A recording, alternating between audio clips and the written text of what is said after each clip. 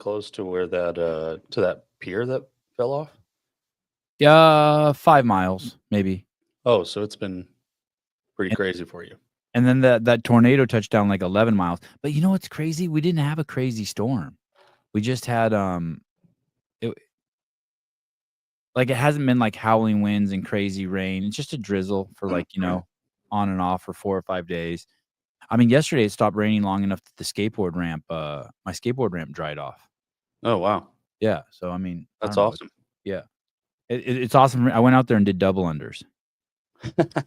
Perfect. You can't do it in your garage, huh? Yeah, not really. I mean, I can, but it's like the whole time you're tripping. Yeah, that's annoying. Number 38, I hit my toe so fucking hard, dude. Like, I was doing sets of 2s and 3s. So last week I was doing sets of just one. I did 100, but just one at a time. One double under, one single, one double under, one single. Did like 10 of those and then fucking thought I was going to die. Right. And then start again, right? Until I got to 100. Yesterday I did 2s and 3s until I got to 100. Oh, shit. And like when you're desperate and you're trying to get one more, so you give it that quick whip and then you like fall forward. And I fucking hit my toe, dude. Fuck, dude. My whole foot went numb. Oh my God. Morning. Mr. Sprague, good morning. What's up, boys? If you say so. Yeah, it's a great morning. How are y'all? New hat. Dude, Dad got it for me from Costco, bro. And you still got to keep the sticker on. Yeah. For how long? Oh, forever. As long as you can. It keeps it new, right? Yeah, that's right.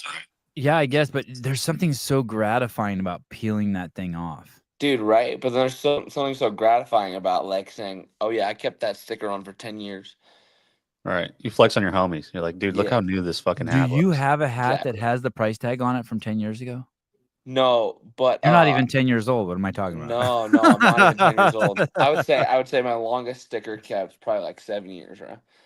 I didn't even become a hat guy till like 14 or 15, so I'll take that. James, I want to show you something. Dave was over the other day. Let me see if I can. Oh, dude, I watched this. Oh, I watched it. It was freaking incredible, bro. And he came right over.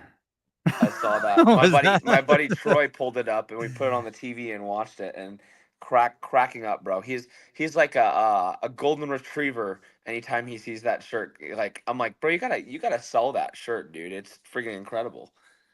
I'm never gonna forget Troy's name again. Troy's amazing. Yeah, don't forget his name. He's also gonna be a badass competitor one day. No shit. Sport. He's been training really hard, and I've actually been coaching him, and I'm excited to see what he does this year. Okay, well, it's funny you say that because I was looking at this video and I was like, shit, Troy looks thick.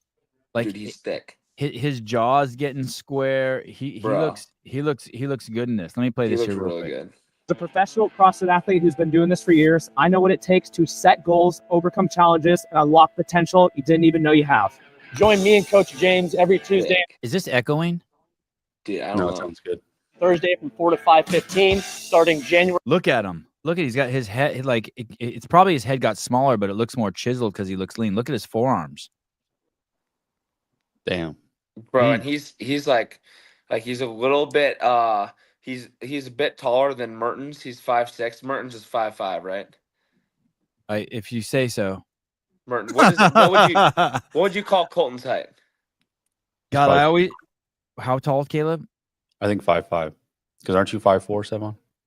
I mean, I'm going to measure myself tomorrow. I've always been 5'5". My driver's license says 5'6". I thought I was only lying by an inch. I think he's 5'6" because he's taller than you. I'll even give Troy 5'7". Troy's on the shorter side, but like freaking, he's gonna be dominant, bro. And he came from the baseball background, worked really hard, led his team, and now he's a leader in our gym. He's coaching people already. He's just getting into the methodology, but he like picked it up really quick. It's pretty cool. Isn't he too old to be a competitor? How old is he? He looks like he's like 28 years old. Bro, he's my age. He's 23. Oh shit! No okay. way. All right. January 7th to April 3rd for an action-packed CrossFit class. Over the 13 weeks, Coach Troy and I are going to teach you the fundamentals of fitness, push you to limits you didn't know you had, and we're going to build some great strength. Whether you're just starting out or looking to take your performance to the next level, this program is going to give you everything you need to succeed. Like you said, it doesn't matter what skill level you are, whether you're just stepping into a CrossFit gym or you're a professional like myself, Come step in with us and watch about CrossFit. We're going to get strong for this new year. Hey, what is this thing you're doing here? This looks good. So, Mode. I'm just gonna say this word. Mode is an entire campus here in Liberty Lake, Washington. It has, you can do anything you want business, anything you want medical. There's all these different fitness avenues. They have this huge music performance studio, crazy restaurants going in there. So it's this huge building, and our gym is part of Mode. And dude, it's really freaking cool. So essentially, like, think of Mayhem, how they do all these different things, right? It's like Mayhem on steroids. It's like this huge campus that does everything. So if we're just talking fitness, they have a dance studio, they have yoga, they have our CrossFit gym, they have HIIT classes, they have jujitsu classes. Wow. They do like team sports training on their turf. He's building this massive complex and this massive field that's going in next year. And this is all 2 minutes from my house. So it's like, dude, like when I talk about environment, this is what I talk about. It's like I have like the best gym in the world right in my back door. And then I have all my friends there with me every day. So I just have a blast, bro. Who's he? Who built that place? Okay, this guy's named Luke Kajar. I think it's Luke Kajar. And he's an incredible dude. But I don't know if you could find his Instagram. I don't know if I follow him, but he's on there in some places. But he funded this thing out of some other business that he sold as a successful car business, and this thing's gonna take off here in Liberty Lake. Is he American? He's American. Oh, it sounded like a foreign last name. What city is it? I think it's I don't know where he's from. I think it might be Denmark. It's in Liberty Lake, Washington. So right next to Spokane, right in the middle of Spokane and Coeur d'Alene. Hey, is that where you've always done CrossFit? No, man, that's him. Yeah, that's him. So the last year, I got shown this gym right when I moved back here from Florida. And when I moved back from Florida, I was like, Danica, like, I don't know if I'm gonna be able to thrive my training here. Like, I don't know if it'll happen here in Spokane. There's just not enough like talent. There's not enough guys my age or like similar hardworking people. Like, I knew Cole Sager and Catherine were here, but I didn't know if they'd ever come out of their garages or not. So I just kind of felt like I was like alone when I really like training with people. And then all of a sudden this space pops up. All my friends move here. I meet a ton of cool dudes my age, and now I'm like, I'm never going anywhere else. You met a ton of cool dudes your age there. Oh yeah. The guys in the gym with me, Jason, Jackson, Zach, Troy, my brother Spencer, and they're trying to get Tudor to move over here as soon as possible. Hey, you met Troy there? No, not here. Me and Troy went to elementary, middle, high school. Not elementary, but I knew of him in elementary school, and we grew up in the same neighborhood of Snoqualmie, North Bend area in Washington. So he moved there because you moved there? I think so. Yeah. I think that he wanted to train and just be a part of something bigger than himself. And obviously there's other guys here too that, he wanted to be around and just grow in community and in faith with. And, he jumped in, big leap of faith. And I think he's loving it, man. And he trains with you 5 days a week, Troy? Mm-hmm. Yeah, he does his own thing. Like, he's doing personalized programming from me. But he like, we'll do pieces on Wednesday, Friday, all of us guys, just to like, keep us like in community with each other in the gym. So it's not like we're all doing our own thing all the time. So we decided like going into the season, like Wednesday, Fridays are our bro days. We'll do a Metcon together. Like they'll do whatever I'm doing, whether it's the Brutal Friday or intervals mat program for me, whatever it is. Hey, are you tripping at all that Hopper came to? You already got you and Dallin. You're still with Brute, right? Yes. And then Dallin's with Brute. Mm-hmm. And then you the third wheel now. You guys got a chaperone, dude. Jason Hopper. Are you cool with that? Does that invigorate you? Does that threaten you? Does that? Oh, I think it's awesome. I think he's getting the best programming on the block now. But I do think that Matt's bandwidth would have been too low to coach 3 males all competing head and head, 3 that all have high potential of winning it again next year. So I think it was smart that he offloaded to Coach L. God, what a trip! What all when I think of you guys, all I can think about is that final event at the CrossFit Games, the 3 of you guys, mad charging, wild. giving Fikowski that farewell gift. That was nice, you guys. I mean, he went out with another bang at Rogue. All his performances he mentioned in the last like 3-4 years have all been like average of third or fourth. Like, that's just crazy to me to think about. Like, think of his season this year. He went a second place semifinals. He went a third place games. He did a second place Waza. He did a second place Rogue. I'm just like, he may not have won everyone, but like, dude, what a freaking career, man. Hey, I want to come back to Jason, but sorry, I don't remember if I finished this. It could be just my listening skills. Tell me about this thing again. January 7th to April 3rd. Do you have to be there to participate in this? You do have to be there. But if you can't be there and you want to be coached by me or my team, Next Gen Performance is really taking off in 2025, and we're trying to help people train smarter, move better, live longer, whether it's CrossFit for you or you want to be better on your field of play in soccer or basketball or football. We got something for you, and we put together one-on-one custom programs to help you crush your fit. And I remember the first time I had you on, we talked about this. This is it here? Mm-hmm. Yeah. Oh my God. And I used to do a lot of in-person, and now I just don't have the time because, it's like I'm training to, dominate my sport myself. But when I'm done with CrossFit one day, like, this is what I want to sink into.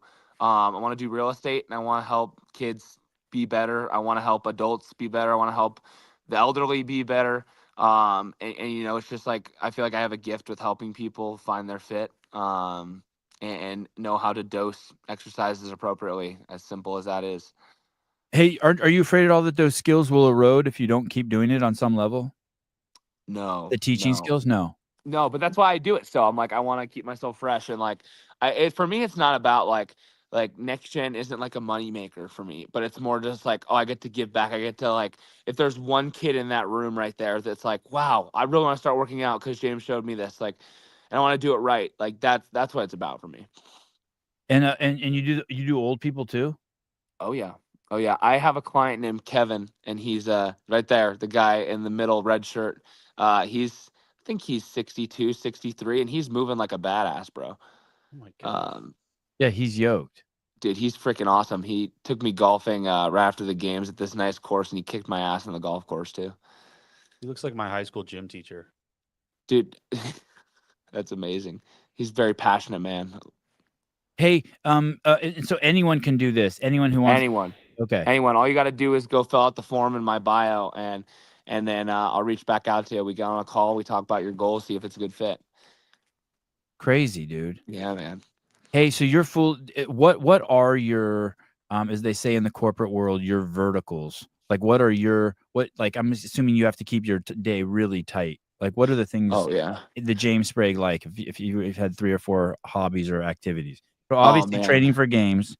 Mm-hmm. So yeah, I guess we'll go priorities list in my day.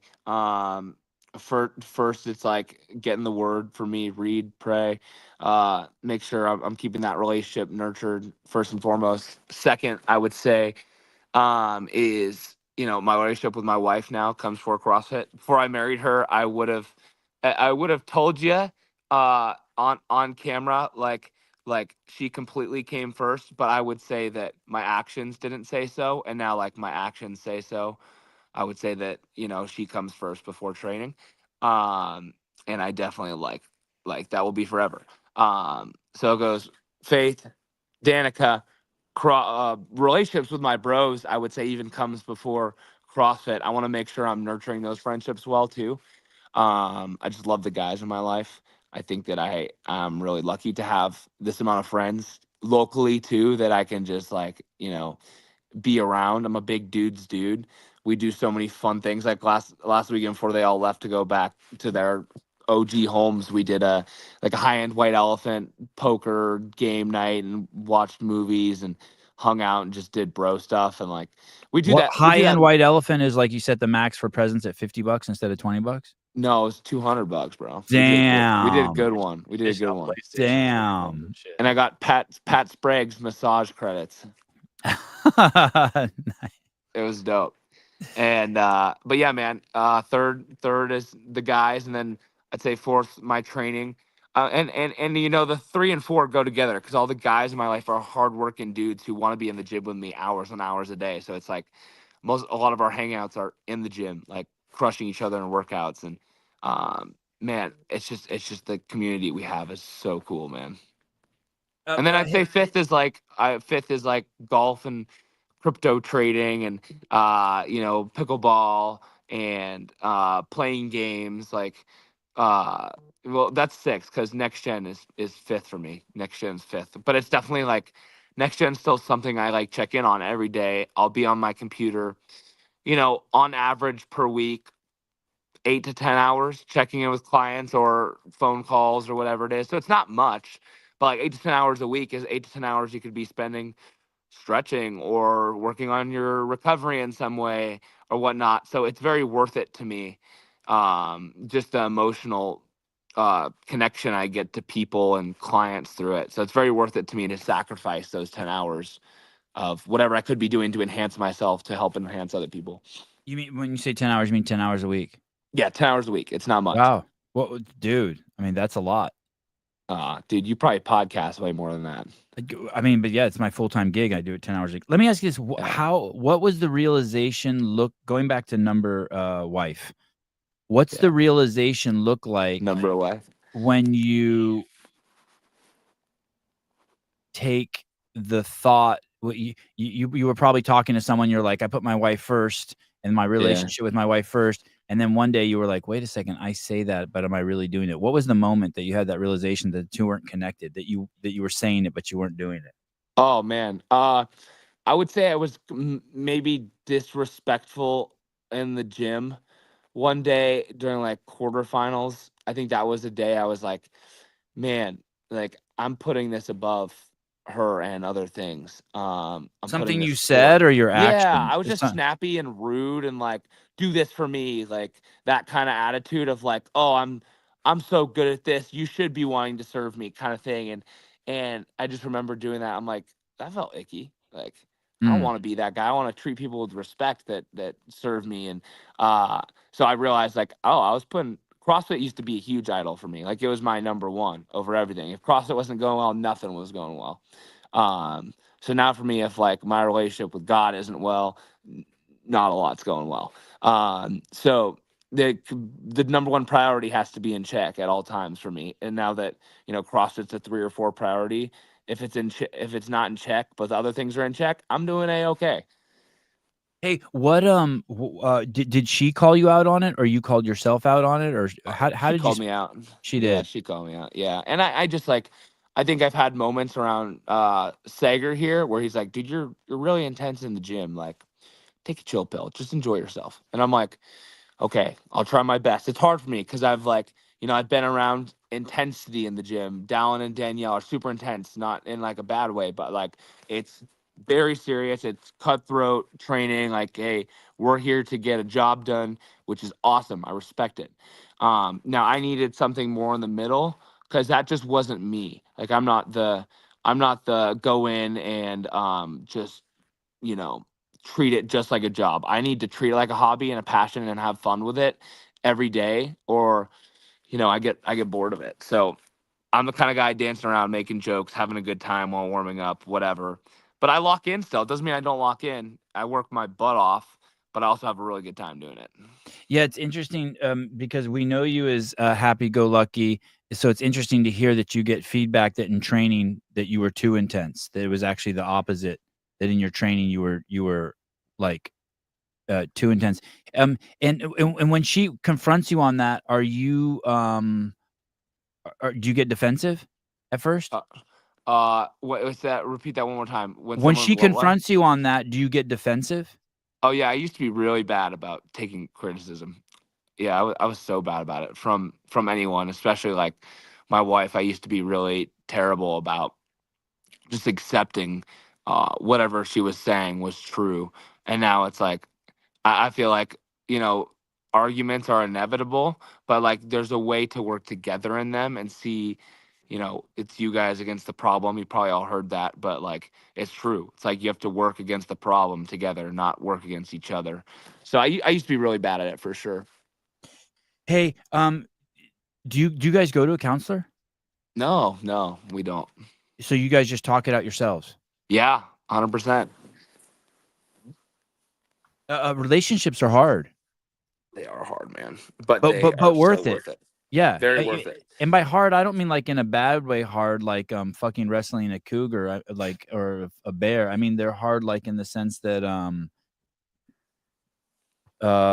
just like a CrossFit workout. It pays. It's fun. It's hard. It pays off. You're happy.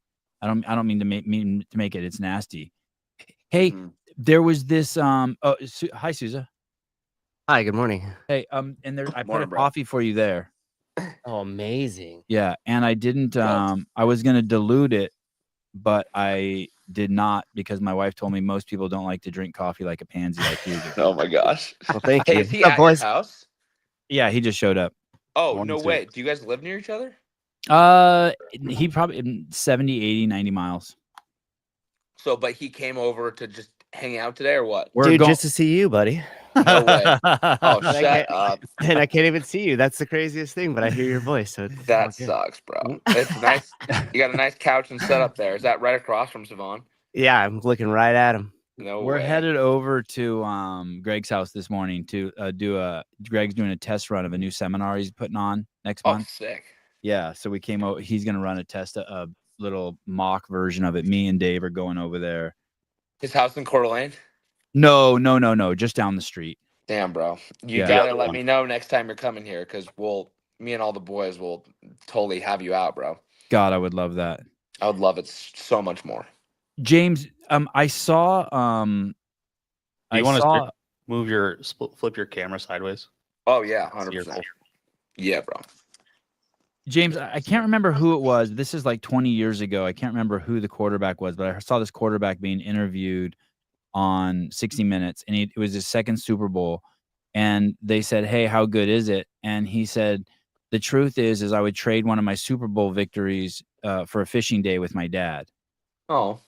And I was wondering if you experienced any of that when you won the games, that there wasn't, that it was a letdown, that there was a come down, that there's not a there, that it's nothing, since it's nothing you could hold on to, that it was kind of like not as good as maybe you thought.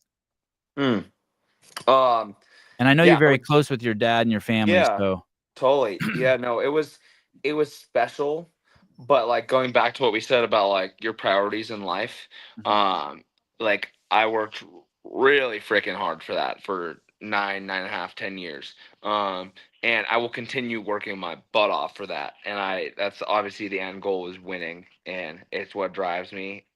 It's a lot of what drives me. It's not the main driver.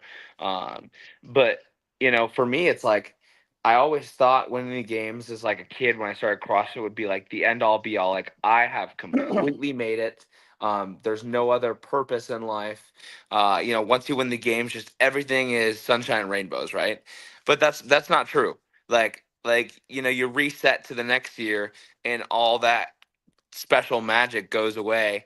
And it's like, okay, no, life is still, you may have a little bit of extra money or a little nicer things, but that's not like what makes life great. It's the people around you and the community you have, and the impact you're able to make on people, I believe is what life's about. And when you leave, like, will people say, was James more than a CrossFit champion? Like, how did he impact people? And so for me, like, yeah, that was really cool winning the games. It was amazing, and obviously a highlight of the career, and I want to keep doing it. But yeah, like I wouldn't trade a title. And let me put it this way: a title to me is not near as valuable as the people I have in my life, and I only have that title because the people in my life supporting me to get there. So for me, like all those guys that were in my corner the whole time, and my family is in my whole corner, anyone that came to support me, like those things, those people are way more important than the title itself. So yeah, I agree with what the quarterback said. Like if you're not right with the relationships that are important to you, like those are way more important than that title itself. I feel like there's this cycle that games athletes go through. They find CrossFit, they want to compete at the highest level, they start competing at the highest level, they have some success, and then it's almost like they end up having friction with their love. Yeah. Do you know what I'm saying by that? Like they end up thinking like they come to some realization for themselves, but they start projecting it on the world. Like they come to some realization that much training is really hard on the body, like all professional sports, whether you're skateboarding or baseball, performing at the highest level is going to take some wear on your body, or that it's almost like they end up having a fight with their passion. Yeah. Like they didn't get fulfillment from it, so now they're going to kind of turn on it. I just feel like I've seen that from the beginning, from OPT, up. There's just this cycle that they all go through. Are you wary of that? Are you kind of aware of that? Like this is your love, and there's tension there with it. That could be I on the definitely horizon. think that. Yeah, I feel like for me, it's like, when I get sick of competing and I'm done on the floor and I leave my shoes on the floor, figuratively and literally, it's like I still want. Like right now, I plan on being a part of the space after. Like I want to still be a coach. I want to be an agent, whatever it means. Oh, you would be a great agent. God, you it'd would be be a fun, great man. agent. Be Oh my real God, fun. you'd be so good. Is that your dogs? No, not my dogs. Probably Caleb's. Oh, gotcha. Cool. Nice, bro. So yeah, anyway, it's like, man, like I wouldn't trade the relationships I have for a title. I think that I'll be involved in the sport as long as I can be, in any capacity. I just love what it is, man. And that's why I want to see it continue to grow in some way. The theme I see a lot from people, not just games athletes, but just people who go hard in the gym is, man, I've been doing CrossFit for 15 years. It beat down my body and I'm leaving CrossFit. I'm going to go to bodybuilding, or I'm going to go to a different modality. And what's interesting about that is like, I understand the desire to want to take a break from maybe CrossFit and doing other things, getting to fly fishing or running or bodybuilding. But there's people like my mom that started at 69 and who are 82 now and have been doing CrossFit the whole time. And it's like, I never hear her say it's too hard on her body because she's getting it dosed perfectly at an affiliate with her cohort. Yeah. And it's just interesting. And I wonder if at your age you see that, because I mean, on some level it's an addiction for you, right? Yeah, I would say so. It used to be more of an addiction. Now it's like a fulfillment, I'd say. Like I'd say addiction is where you cannot stop. Like you go through withdrawals if you don't have it. It like fulfills me because it enhances my day, and it enhances my life. But I wouldn't say I'm like addicted anymore. Used to be for sure. Can you see yourself doing one workout a day, three on, one off? One workout a day, 3 days on, one off. Oh, like the rest of my life? Yeah, just like at 60, at 62. Like, what's your dad's regiment like? How old's your dad? He is nearly 60, and he just did like a sub 6-minute DT yesterday. So that's so he's super fit, dude. He's wow. super fit. It's an insane time for that workout. And he competed at the games once, right? Or a couple times? 3 times. So he really wants to beat my number. I'm at 4 now, and he really wants to have more appearances than me. So he's going back for it again this year. But I'm like, Dad, I'm gonna keep going too. So you're not gonna catch me now because I'm at 4 and he's at 3. So yeah, he's been doing it since 2010, and he does 3 days on, 1 day off. But he'll throw an extra rest day here and there just because he doesn't feel like it, which is completely fine because he's been doing it for so long. But still very much a big part of his life. He did an Ironman last year. It was a half, but he's doing it again this year with me and all my guys, and it's gonna be a fun June, man. We're doing that thing. There's like 15 of us and counting now that are doing that Ironman here in Coeur d'Alene. I spoke to you before you went to Rogue, and you were in the fetal position on the couch, and you had your teeth were chattering, and although you presented well on the show, you were, I mean, clearly fucked up. Yeah, it was cooked. How close did it get to you not going? Oh, so close. Like it was like 49-51 because I just knew I'd get there and I'd be okay to go, but I just wouldn't be myself. And I didn't want, like, it was just hard because like I put a lot. It wasn't the expectations people put on me after the games, the expectations I put on myself. And I want to go when I go to a competition, I want to win. It's like a job, like I said. and I knew I wasn't gonna be able to win. There was no part of me that was like, "You're gonna be able to win this with pneumonia," and it just really took a toll on me. Emotionally, kind of like traveling there and knowing that. But then I like changed my mindset of like, just go compete because you love it, not because you're fixated on winning this time around. But like when I show up on the competition floor at Waza, it's about winning. I want to go win. Um, and I train, my training reflects that. So yeah, it was very close to not going. I'm so glad I went. I'm so glad I got the experience. Rogue was phenomenal. And if I wouldn't have gone to, I wouldn't have got these like World Fitness Project points. I wouldn't have got the Rogue points in their system. So it's like it's good I went for future opportunities as well. So that was kind of another thing driving me. Hey, so what time was your flight? Do you remember? To Scotland? Let's see. Man, I think probably like 1 p.m.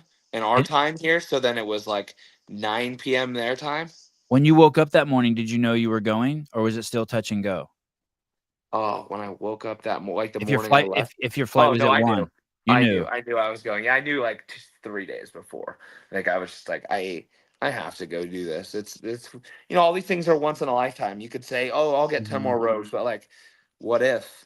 What if the like something really sucky happened and I didn't? So I'd be glad I went and had the one rather than missing out and not trying at least. Oh, right.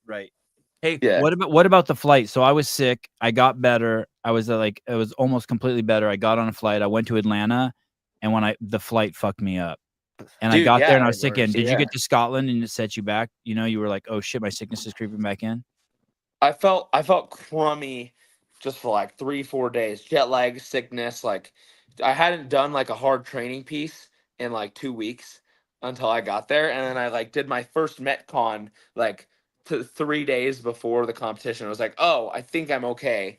Like I was able to breathe somewhat. I mean, the first week of pneumonia, I would get on an echo bike for 60 seconds and just try to go at somewhat of a okay pace, and I'd fall off like wheezing for like 10 minutes. Like it was wild. And like I'm the aerobic guy, so I was like, okay, I'm clearly freaked up. I cannot even try and train right now. It'd be stupid. Hey, when you go to these places, you give a lot of yourself physically, but you give a lot of yourself intellectually and emotionally. Do you ever get concerned about that? Like that you're just bleeding energy? Oh man, okay, here's the reference for this one. Yeah. So you have a set of matches, right? Let's say you have 25 matches in the case that you can burn, right? Every time you warm up is a match. Every time you compete is a match. Every time you have a big conversation at large with some media presence, it's a match. So if you want to save your matches for the final day, you have to be conservative in how much socializing, how much going out, how much having fun you're doing at these things, or else what happens is you get to the final day and you have no matches left. So yeah, I think I did a really good job of this year, is like not burning my matches too early, where I used to like let's just call it 2022. It was, I wanted to catch up with everyone and know what everyone was doing at the competition itself. And I'm like, dude, you can do that after. Like you're there to do a job. So it's like, stop burning your matches early. I did that way too much. It's an interesting balance, right? Because I remember one year in Carson, Noah showed up to the games. I'm like, "What's up? You don't seem like yourself." And he said, "Oh, I'm going to try to conserve my energy and not be so outgoing." And then he did that I think on Thursday and Friday, and then Saturday he's back to his normal self. I'm like, "Hey, what happened? You seem different again." He goes, "That wasn't working for me. Like just like holding all that in and not being loving to everyone and not chatting with everyone kind of fucked me. It wasn't who I was." And I know that's who you are too. So it must be kind of a crazy balance. Yeah, it's a fine balance. Like if I go out, and skip eating and cooling off from a workout to have a 2-hour conversation with someone I haven't seen in a while, that's like being reckless with it. Now, does it mean I can't be lovey and like give hugs and like say what up and like catch up for a sec? No, I still do that, of course.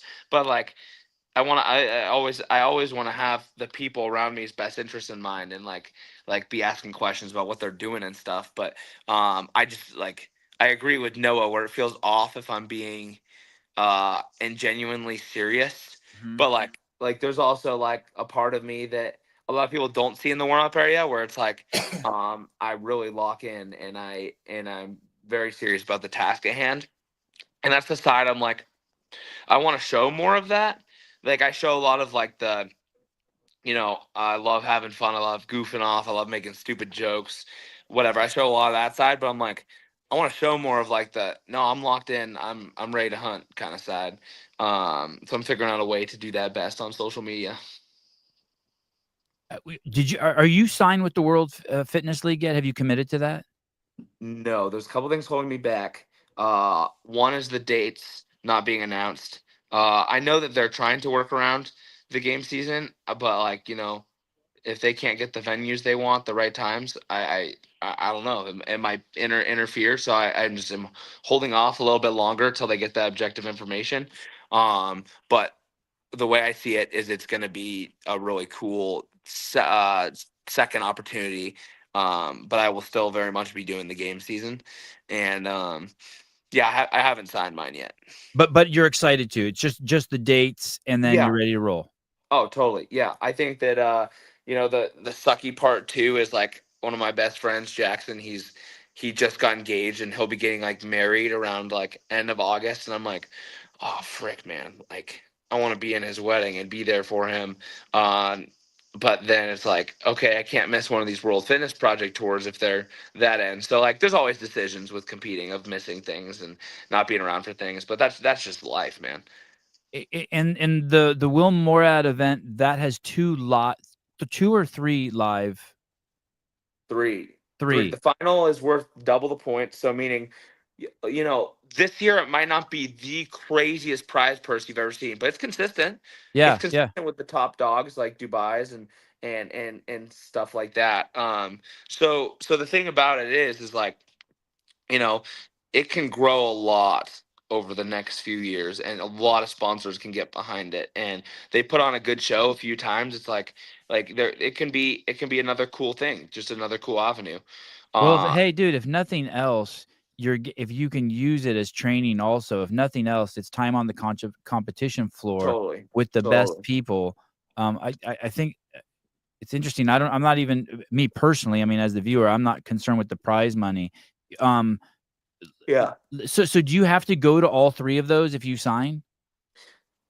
I don't think you have to, but the odds of you making it to the next year are diminished. poor if you don't. Yeah. So you want to carry over your card. So in the next year, they're trying to do 6 total events where they're only taking your best 2 or 3 scores. Okay. So you don't have to go to all of them next year. Which is nice, because then you're like, okay, you got sick for one, you can go do the next one, not worry about losing your tour card. But you keeping your tour card's important, because then you keep your contract and then you keep your guaranteed minimums.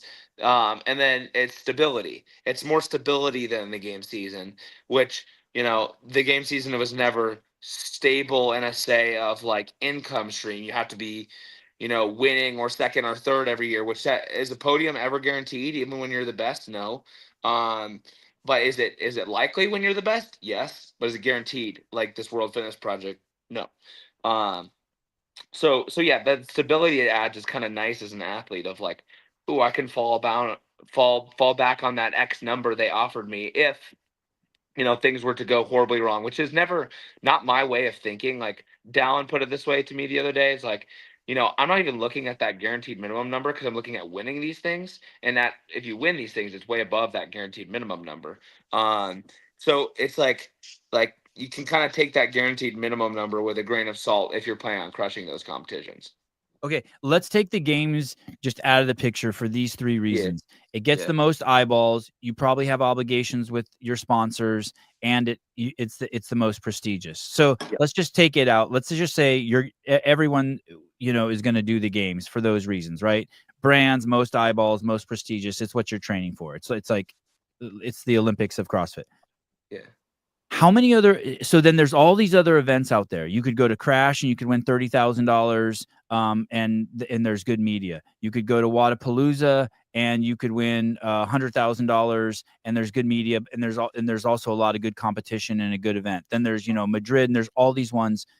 Yeah. How many can you do in a year besides the games, if the games is a given? And then of course, there's Rogue, right? Yeah. So is Rogue a given too? Does everyone are the Rogue in the games? Can I throw Rogue in there as like a must do also?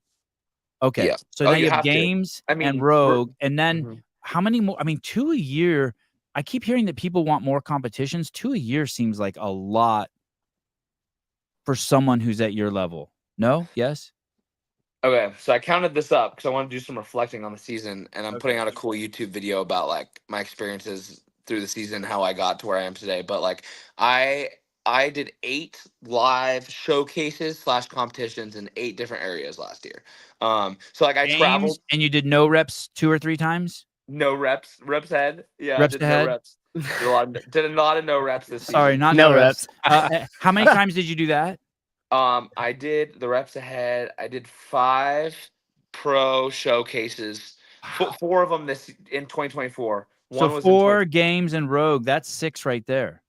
Yeah, and then I did Waza, and then I also did. Hey, I'll give you 2 for the games because you got to do semifinals too. Yeah, semifinals was. So that's 7, and you did Waza. That's 8. Yeah, that was my competition year. This year I planned it out in my head. And this isn't including like the high rocks I'm traveling for or the Ironman that I'm gonna do in June. But I will be doing. Dude. If I do the World Fitness Project, that's 3 extra. And then not even considering like me potentially doing a in-person sanctional, I'll be doing 8 showcases, and that's not even considering the reps ahead too. If I do the reps aheads, it'll be 8, 9, 10. But that being said, it's like everyone's kind of having that mentality of I think I want to compete more. Okay. And I that's a common general consensus I'm hearing from a lot of people. But that being said too, the more you compete, the less you train. So it's like, well, if you're trading off competing and taking a bunch of thirds, and a bunch of fourths and a bunch of fifths, is that better in your mind than training for one competition and taking first? Because that first place is going to be a lot bigger purse usually, but are you getting as much experience and as much competing? No. Are you taking first place? Yes. I believe the guy who competes the least is probably going to take first more. But do I still believe I can take first while competing that much? Yeah, heck yeah. Do I also believe the programming does matter a little bit for me to win? Yeah. I'm not an idiot. I think the games was designed perfectly for me to win that thing. But I'm trying to close the gap in my strength so it doesn't have to be that way, and I'm getting better at it. But yeah, back to your question, dude. I think the younger you are, the more you can compete, and the more wise you are with how you travel, how you treat your body at these competitions, how you recover from them, the more you can do. Are you clean are you just clean is all get out? Dude, like roid wise? No, like no, well that too, but like when's the last time you smoked weed? Took a bong rip this morning. I did one this morning indeed. Okay. It was end of 2020. Okay, so no weed. When's the last time you smoked a cigarette? Never smoked a cigarette. Okay, so no smoking. When's the last time you had alcohol? To purely get drunk. I mean, I'll take sips with my wife at like a restaurant sometimes, but like not like off of her drink. Off of her drink. Yeah. Like if we're objectively saying like, I mean, my bachelor weekend, I did have some fun with my guys. But if I went into your fridge now, is there a 6-pack of Budweiser in there? Dude, no way. No. And what about sloppy eating? What do you do any sloppy eating? That's the downfall, bro. That's the downfall of me, of Sprague, is the nighttime munchies. You have Ben and Jerry's like in the freezer? You have like Ben and Jerry's in the freezer? No, it's not even unhealthy things. It's just like it could be skinny pop. It could be too much fruit. Like right before bed, just like wanting to binge while watching a movie before bed. Like a bucket of grapes. Like you'll just eat a bucket of grapes while you're watching a movie. Like, and you know how much giving you a pass on that. Of grapes has? Exactly. Dude. A carton of grapes will have like, somewhere between like 200 and 300 carbs if you eat the whole thing. And I'm like, I don't need that before bed. All right, I'm giving you a pass on that. Yeah, as I say, that doesn't count. That's not unless you're eating like 200 grams of sugar from a Ben and Jerry's. I'm giving you a pass. Okay, so your shit's tight, and you're sure. I'm pretty tight, and you still would like to be tighter even. You could say so. Yeah, you don't want to be all blown out like Taylor Self's butt. No, dude. Yeah, I need to do a Kill Taylor. I realized I still haven't done one. Dude, this $2,000 tomorrow. Tomorrow's gonna be $2,000. Tomorrow, $2,000. What time? Probably 8 a.m. I'm guessing. 8 a.m. Oh gosh, so early, bro. What time do you get up? What time do you get up? Usually right now. Is your wife asleep right now? No, she's at the gym grinding, bro. She's better than me. Damn. Yeah, she's better than me. She goes to work all day. She's a pharmacist, so she's on the clock to someone else's will, while I can just go to the gym for my 5, 6, 7 hours a day whenever I want. All right, I love all this, James. So I want to go back to so if people are in Washington, they can come and train with you and Troy from January 7th to April 3rd, and it's 4 to 5:15. Yes, correct. It's for kids. It's for kids 12 to 18. 12 to 18. Yeah, it's next gen. So that's why I call it next gen. It's like I started this company 8 years ago with the mindset of helping the next generation train smarter, move better, live longer. Like I said, How much is that? I think it's 500 or 600 for the entire thing. So how many days a week? 1 day a week? 2 days a week. 3 days during the open. We're taking them through the open. They're competing in the open too. So that's awesome. we're getting these kids like we want them to like fall in love with the sport of CrossFit. It's not to just make them fitter. It's like we're a CrossFit team. You can see it right there. It's like we want to be a CrossFit team that's helping kids, understand what CrossFit is, how to do it right, how to teach it to someone else, and how to compete in it. Hey, what if my kid is just a soccer player and he has no CrossFit experience, but I want to bring him to this? Can he come to this? Hell yeah. He doesn't. No, he can just come. Any kids can come. 12 to 18. My parameter is they have to want to be there. I hate coaching kids that are forced to be there. Right. Like it's obvious they're not having fun. They don't put in effort. They're not getting anything out of it. Like sure, I might make them sweat a little bit and like they might be pushed outside their comfort zone, but they hate it. And like that's not fun for me as a coach. I want them to love it, and I try and be passionate so they love it. And I am just passionate about helping them. But when they sit there and like I don't want to do that, I'm like, okay, well then get out. Are you going to be at all the sessions? Oh yeah. Yeah, besides when I'm gone for Waza, Troy will be helping. I'll be gone for 3 out of 28 of them. I did the math. Listen, parents, you morons. And you brilliant ones. That's $20 a session for your kid to spend time with James Sprague. That's crazy, dude. That's crazy, dude. 25. Hey, I spend my kids. I spend $30 they do a CrossFit kids class with a private coach here in town, and all 3 of them. I take them to the class. It's 1 hour long. It's $90 just for the one class. Yeah, personal training too is not like cheap. If you want your kid to really get immersed and learn the sports or learn movements really efficiently, personal training is the way to go. But like we are gonna do the level of personal training that they would get individually. Like we're gonna put intention into each kid, and we have a cap on it. I think it's 20 or 30. If we have 30, we're getting another coach in there, another guy, because we want each kid to feel like they're getting like specific attention. Right. You're not just left behind. But yeah, if you're hearing this and you're not in our area and you like have a kid or know some youth that like could really use some help and like diving deeper into their sport and training for their sport, whether it's CrossFit, whatever it is, like I'd love to help, man. I'll even put my email up here. It's Sprager with 4 R's, as you see in my Instagram name @gmail.com. Shoot me a message. Yeah, that's awesome, dude. What a great thing you're doing. Hey, last thing. We don't have to be done yet, bro. You always kick me off in 45 minutes. It makes me sad. I have this group of friends, and I didn't think about it until the other day, but I hang out with them every day. It's like, it's like these 13 guys, and I was thinking about them, and they're like the cleanest dudes like I've ever hung out with. Like they're like half of them are just crazy hardcore Bible beaters. Yeah. They're crazy loyal to their wives. They love kids. None of them have drinking or smoking as a hobby.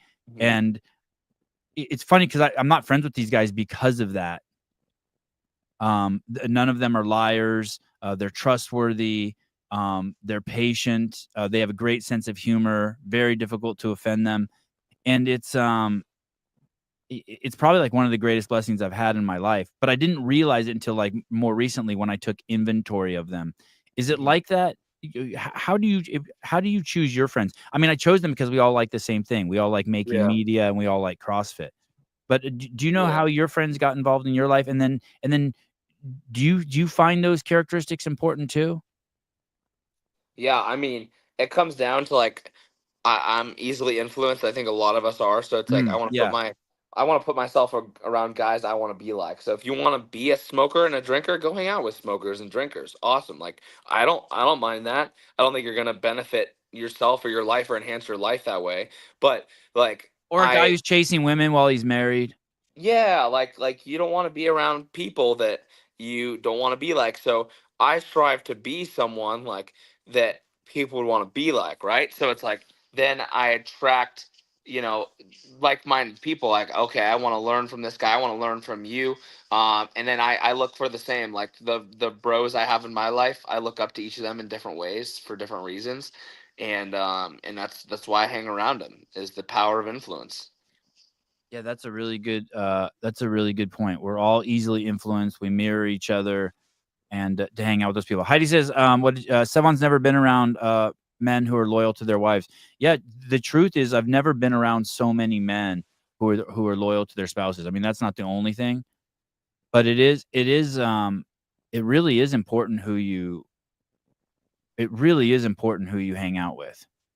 She was trying to roast you, bro. She's saying your circle's bad. Oh. No, that's how you spin the question. Oh, my circle's good now.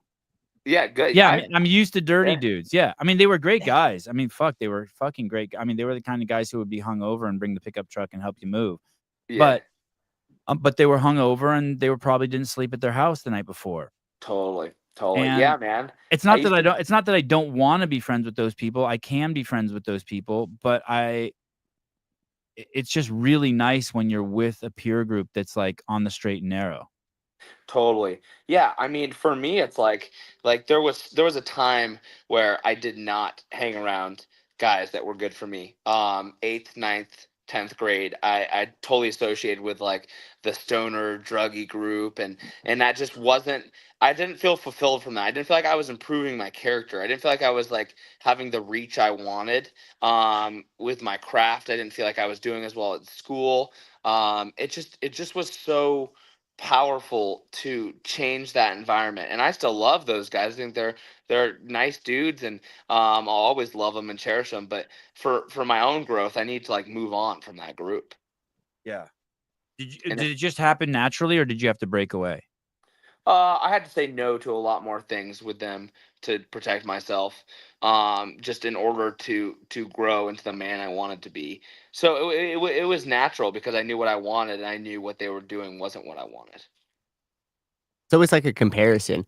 Like people are like, "Oh, you're the sum of the 5 people you hang out with," and like I think there's a truth to that, but obviously it doesn't just wear off or wear on to you by proximity. I think you're always looking like, okay, well, I'm not quite as good as them. They're my group, but like I'm still better than so and so in the group. And when you have a downward pull, meaning like they're all into drugs or they don't have really any purpose, they're just drifting through life. Like you just compare yourself to them. But if you were to start hanging out with people that had a shit ton of money and billionaires and millionaires and all these other things, and the cool part about it is with the internet, you don't even need to necessarily have proximity to them, because you could just watch them on the internet. Oh, right. And so I really just think it's about you value yourself based on the comparison. Right. Totally. Wow. I also so you think get around good people. True that. I also have found a lot of like value and knowledge in just like reading books from like really strong men. Like I'm reading Jocko's book right now, and it's just like about extreme ownership and just taking ownership over your life in so many different areas in your business and your relationships and your field. And this guy's like an ex, Navy SEAL, and just his mindset in these things is just really cool to apply to your life. So like if you're not reading books about strong men who have crushed it in fields maybe that you want to crush it in, it's like you're missing out there too. And have good reads often. I believe it's important. Yeah, James, have you heard of a book called The $1 Trillion Coach? No, pretty good one. I think you would like that over the Jocko books. Ooh, okay. Yeah, I'm in. yeah. Are you like a John Maxwell guy? You read like a lot of John Maxwell? No, I'm just Bro. getting into reading, man. I need Rex. You're the dude. You're the religious guy. You don't do John Maxwell. You're gonna love some Maxwell stuff, man. Dude, 5 levels of leadership, 15 invaluable principles of self growth. Ooh, yeah. I need to look into all of these. I totally read You'll them. love it. Right, Stephen Covey. I need to show you something real quick. Hold on. How do I flip my camera? Can I do that? Yeah, you should be I able to do can. settings. You gotta go like settings. The StreamYard. Yeah. Look, wow. bro. Yeah, that book. It's the no pull-out couch. Wow. No pull-out. Wow. That's what you called it one day, bro. Wow. Wow. That's disgusting. I'm a horrible person. Dude, Wow. I'm not even saying out of my own mouth. Everyone just came up to me like they called it the no pull-out couch. I was like, of course he did. That's amazing. Hey, Awesome. that's what the Sevon podcast listeners bought you? Yeah, bro. That's crazy. I can't. I never got to tell you thank you man to man. So thank you so much for that. I know I got to text you and stuff, but yeah, these dudes. That meant a lot to us. Yeah, these knuckleheads. Like Heidi probably didn't feed her daughter for a night to fucking donate to that. Heidi, you can come sit on our couch anytime. It's no pull-out couch, Heidi. Careful. It's not really. Hey, it's a great couch. We watch good movies. We've had a ton of friends on it already. A lot of Netflix. I don't really understand that couch. How are you supposed to sit? You don't ever sit on it. It's only a laying couch. You can move it around, kind of like this one. Like, see how it's like you can kind of move the squares around, so you can make it however you want. Okay. So if you want to design it as like an L shape, do it. If you want to make it like a sofa for like movies, do it. That's kind of how we made it. Wow. So you could push it out a little bit and use one of those cushions as a table to play poker on or something. Oh hell yeah. Yeah, buddy. We got a good table for games right there too. We just moved in, like we've been in here for a month now, so it's finally feeling like home because we're done setting things up. Like this dang fireplace, bro, took me 4 hours to build. Oh my god. That's like a fish tank and a fireplace in one. What is that? Does that thing give off heat? It's a little Wayfair gimmick thing that I got just to put on a TV, but it can change the flames and stuff too. Kind of cute. Yeah. Nice. Who designed the house? Who does the furniture, in charge of all that, the furniture and like that stuff? She actually let me do a lot of that. Wow. But she's definitely in charge of like the the small things. Like she is she's not home as much, so like I've naturally got to have a little more say in it because she's at work a lot. But like she definitely works really hard at getting stuff done for us too. How close is your dad to you? Like minutes wise from the house? Yeah. About 18. Oh, is that too far? No, I see him at the gym every day. Basically, I go over to his house at nights, do my other session. Like, see each other all the time. You go to your dad's house regularly at night to train there?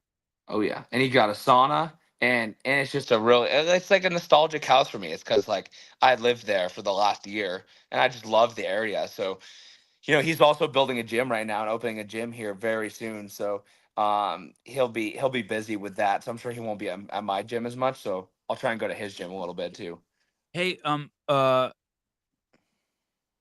your dad must be the happiest man in the world. That's like, there's nothing. He's probably got that sauna and getting all that stuff, so you will come there and train. That's exactly what I would do. I would bait the shit out of my kids. He must be so happy. I'm not even mad if I'm baited. I would be. No, there you anyway. Shouldn't be. That's crazy. It's cool. What's he do when you're training? Does he come out there and sit out there and watch you? Sometimes, yeah. Like he'll be there just and stay after his training to watch me and support me and stuff. But he's a very short gym goer. He'll be in there for an hour and a half, maybe 2 hours, which is not short is like the normal term. Short to me is an hour and a half session. Like I'm on my deload right now and I'm doing an hour and a half, 2 hours in the gym, and it's like, oh, it's so nice, dude. Hey, you're really gonna reflect back on that as soon as you have a kid. Like the second you have a kid, you're gonna be like, oh shit, That's what my dad's doing. Genius. Because there's nothing. I mean, that's like one of the things you don't even know about when you have kids. One of your plans is like, how can I stay close to this little guy fucking for as long as I can? And the fact you go over to him, dude, you don't even know what you're giving him. Like, it's crazy by going to his house. Mutually beneficial. Totally. I know. Yeah. I'm just saying, if I can have my kids come to my house 2 or 3 nights a week for the rest of my life, that would be insane. Because it's your dad grew you, right? And so now he gets to stay. He gets to, now he's just bearing the fruit from what he grew by just getting to enjoy you. Totally makes sense. Yeah, and he's done a great job of like being immersed in what I'm doing too, and like showing me support in that. So like, I want to support him any way I can too.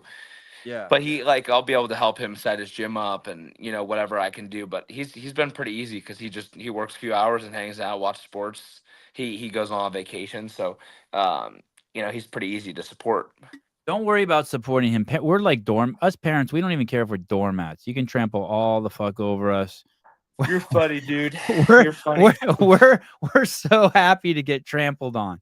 Eat our food, leave our dishes out. Do you eat them out of the house? Do you go over there and open the fridge and go crazy? Sometimes I have a lot of my do that to him too. Parents love that. Yeah, just dude. Go over there and eat all his shit. He'll love that. We're crazy as parents. Yeah, dude. He always opens his door to us, and like he'll let me bring all my friends over to his house too, because it's a great place to host. So of course. God, your dad's a genius. Hey, what is the go-to meal? What are you eating? Is there something you eat every day? Are you eating do you have one steak every day, or is there some foundational meal every day that goes in, James Sprague? Spaghetti and meatballs. Did you say spaghetti? Spaghetti. Oh, what is that? Is that a proprietary blend? It's launching Jan 1st from Ice Age Meals. Shit. Really? Oh yeah. And we are launching just the balls too, so you don't have the spaghetti. You can have just the balls. Huh? Is that what it's called? Just the balls. Oh yeah. And I got this reel I'm posting where it's me just saying balls a bunch of times, and that's how I'm gonna launch it. It's never been more appetizing to just have the balls launched. Dude, they're packed with one container of my balls is 96 grams of protein. Wow. Wow. Is that line in the promo? Yes. Yeah, one dose of my balls is 96 grams of protein. I don't even think you could like take it, Simone. I don't think you could finish. Oh man. So yeah. Embarrassed to say I'm up for the challenge. I'm very embarrassed to say I'm up for the challenge. It's 12. It's 12 meatballs. Well, the regular ones come with 6 meatballs. So the regular packages are like, we have sweet potatoes, we have the spaghetti, we have it over rice. So like there's 3 different carb options, and then there's like just the balls one with double the protein. So if you're a carnivore, but real talk though, I don't eat just the balls every day. I eat eggs with sourdough. It's kind of my staple in the morning. Then for lunch I'll have like beef and rice. And then for dinner, I'll have an Ice Age meal, or I'll go out with my wife every once in a while and we'll go get food. But that's kind of my like staple diet. And then I'll have a ton of carbs in the gym, and then obviously a pack of grapes at night. A carton, a box. Yeah. Hey, I didn't even know. I had forgotten about Ice Age meals. I thought for some reason that what's the guy's name? Nick Massey? Nick. Yeah, bro. It's gone nowhere. It's just they went through a little tough phase back in 2020, 2021, and they've relaunched everything and have been crushing it. I was just at their kitchen less than a month ago, and bro, we had the time of our lives like cooking. He's a high energy, cool person. I could definitely see you getting along with him. He's a force of positivity. Totally. He really is, man. He's so positive, and he's one of those guys I like want to associate myself with because he's just got strong faith. He treats people well. He's so humble about what he has. Like, I went to his house and it was just gorgeous house, but I'd never know he's had it because like he doesn't flex that. And I'm just like, that's the kind of man I want to be. Where's he live? He lives in near Lake Tahoe, Reno. Nevada. Okay, that's what I thought. Reno. Did he used to go by Paleo Nick back in the day? Paleo Nick. Still him. No shit. Just, that was he like worked for CrossFit. That was his name. I remember that. Yeah, I remember. Okay. That's where I met him. We must have made some videos with him, and I just remember him being I'm like, holy shit, this guy's so positive. Dude, yeah, he's the man, bro. And he used to make all that food at the games too, right? He was a vendor there. Oh my gosh. His cooking way back when. Insane. Good memory. Yeah, one of my On the right, see those ice creams? Those are for my wedding. Oh my god, that's so dangerous, dude. Dude, yeah, he made all these for my. He made like 150 for my wedding. Yeah. Oh my god. One of my coaches used to volunteer and cook with him, and they became buddies. Dude. Oh. Yeah, that's how I got introduced to Paleo Nick. Like this is probably like yeah. 2013, 2014. The small bro. ancestral world we live in. Hey James, have any fun doors opened since you won the games? Like, have you thrown a baseball out at a WNBA game or anything like that? Oh yeah. Let's see. A little league game, anything? AAA game at the. Yeah, you done anything? I literally got to hit. Got to put a ball on the tee for the kids. The Little League World Series, bro. Yeah, I wouldn't say anything crazy. I do have a really cool partnership I'm announcing in January. I got to launch this meal with Ice Age Meals. And I mean, man, I feel blessed that I was able to buy a house with like the games money and get a new car and help pay off a little bit of my wife's loans. Like those are all really cool things we were able to do because of the games happening. And so I guess those opportunities to me are like really, really cool. But like the ones you're talking about, like getting invited to do crazy, funny things like that or once in a lifetime, no, not yet, but I'm sure I'll get those over the years of the next 10 years or something like that. That'd be really fun. Who when you buy the house, who does the adult stuff? You or your wife? Like all the paying and the financing, like the paperwork and like talking to the guy and getting shit notarized and like just like you do all that. Yeah, I mean her dad's also super helpful. He knew a lot about like buying a home for the first time, was able to like help us a little bit and stuff, and he's such a handy man. He was able to help us like set a bunch of things up that I didn't know how to do. Like he like took out this vent. He took out the whole venting system over our oven and then installed this sick microwave. And I just wouldn't know how to do all that like yet. So I'm like, and he's like an airplane mechanic, so he knows a lot of handy stuff. Mm-hmm. That's crazy. My wife did all the adult stuff. I just walk around and be like, I like that house. And she's like, okay, yeah, that's nice. And then she has to talk. Honestly, it's not that hard. You just gotta understand like what you're signing up for, how much money you want to do. She had to sign a stack of papers that was like this that took her like probably an hour. Ours was like 15 minutes at most. And she sat at this table. I remember I went outside. Yeah. I'm like, fuck this. James, you guys Dave Ramsey fans? Dave Ramsey, I've heard of him. Again, okay, you and your wife. Okay, fuck all the other books that I told you. Stop reading the book that you're reading now. Just take the Jocko one, throw it out the window, and go buy the Dave Ramsey book.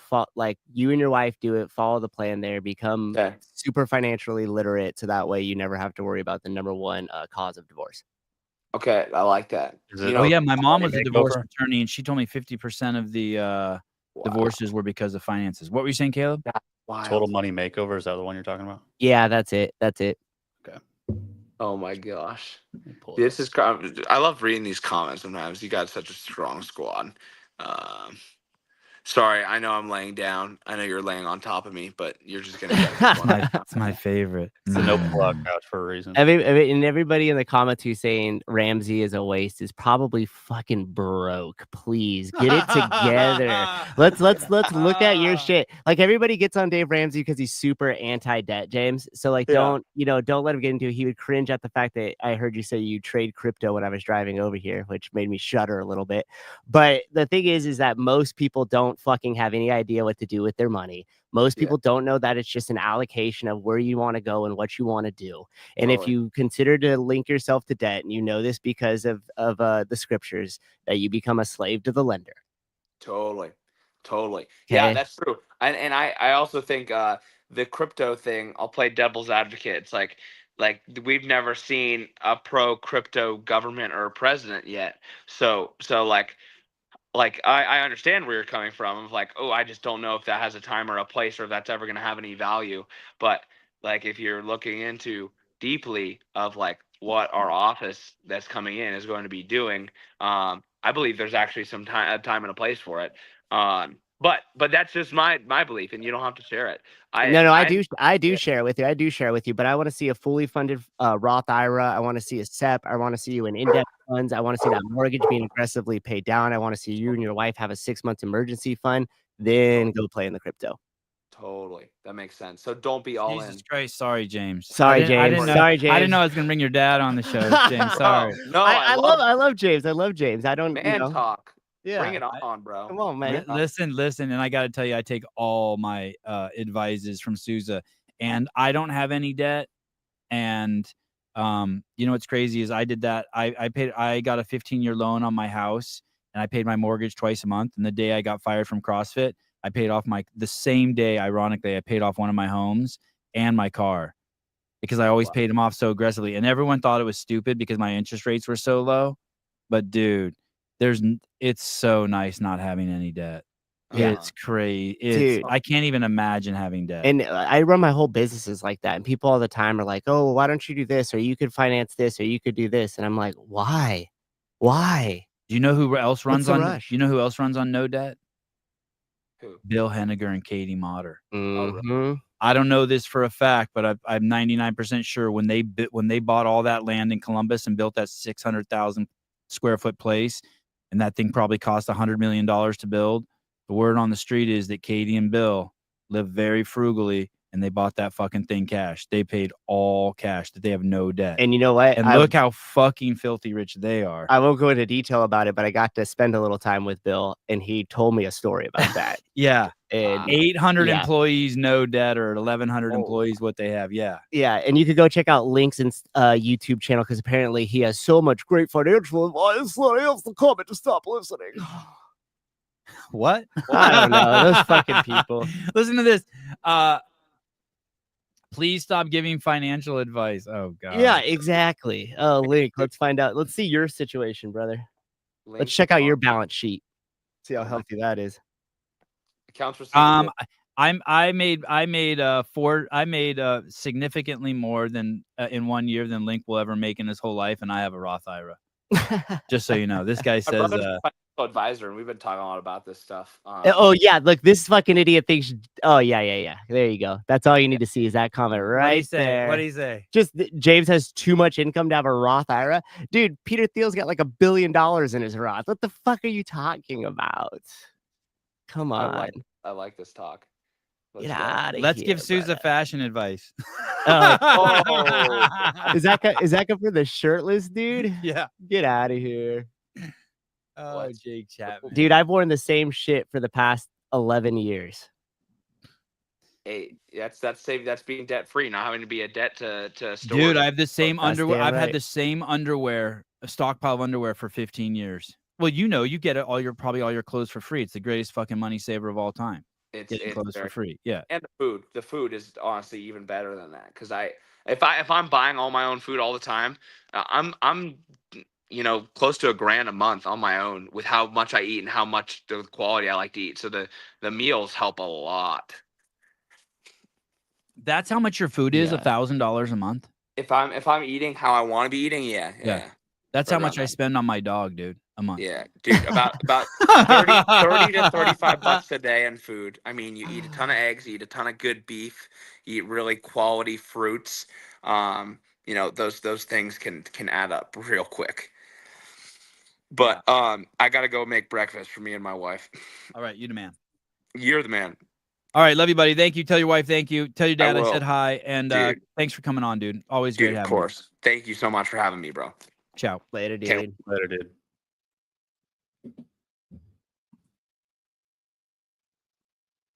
How does he live on $1,000 a month for food? He doesn't. He probably doesn't know. Oh. Half the people you ask, and they're like, I don't know. A ribeye in town is from the butcher is $27.99. Does the CrossFit Games champ sign to compete in the WFP? 75%. Survey says. God, he's fucking so cool. Yeah.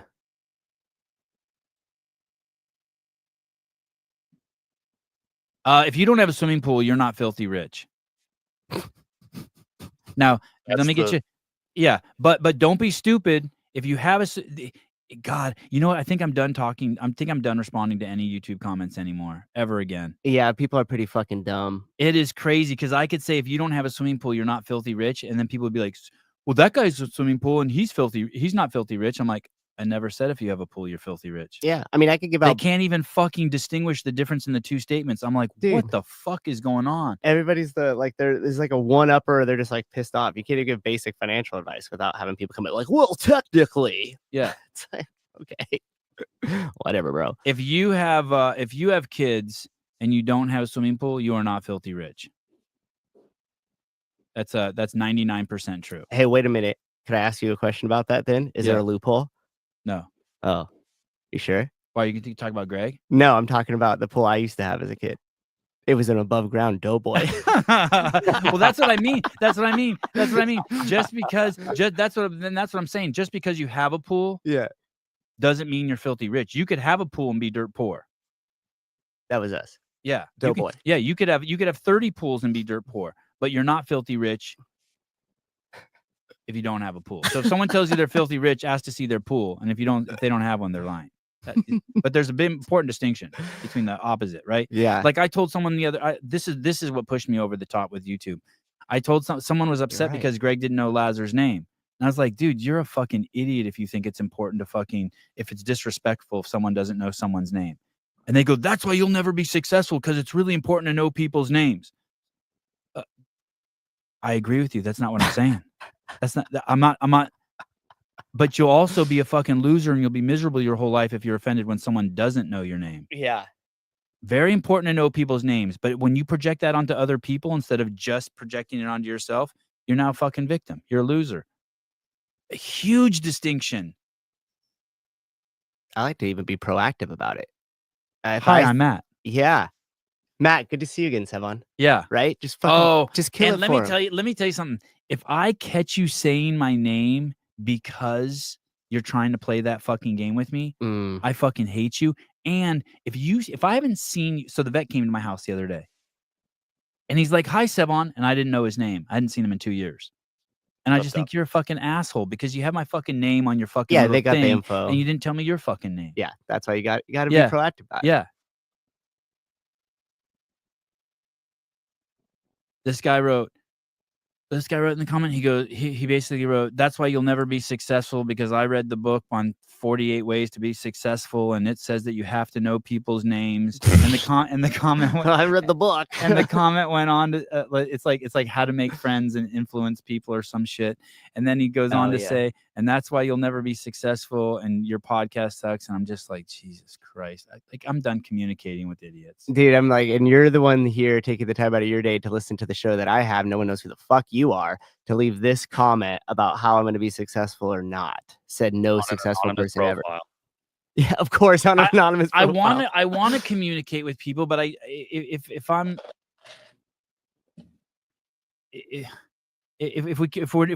you're not even fucking logical, if you can't communicate, if it's always 2 + 2 is 5, I mean, I don't know how far back I can walk you. Half the time too, if people like interject or say something like that and you stop and you're like, what's your objective? They don't know. They're just speaking. Oh, what's their objective of what they're saying? Like, yeah, like what's the point? Like, what are you trying to accomplish? Right. So if you say like, hey, we walked outside and my 2 boys ran in from the left, I'm like, no, they ran in from the right. And you're like, okay, like what? Like, well, just, you know what I mean? So like there's certain people that interject things like that. Yes, that might have been a bad example. Yeah, but no. It's like they I was interject. just thinking of just women in general. Okay, I was going. You're like, my kids do that too. Yeah. My kids do that too. I'll be like, so we went down to the beach the other day and we went to Zelda's and I got the steak and this fucking bird flew over my head and shit. My kid will be like, Avi will be like shaking his head. I'll be like, what? He's like, no, we weren't at Zelda's. We were at Shantae's. And I'm like, you mean the place that shares the same patio as Zelda's? The same parking and lot? I'm like, you motherfucker. Yeah, I'm good. Like, it's funny. Like, dude, listen, and it'll be like, it wasn't actually a seagull. It was actually a egret. You motherfucker.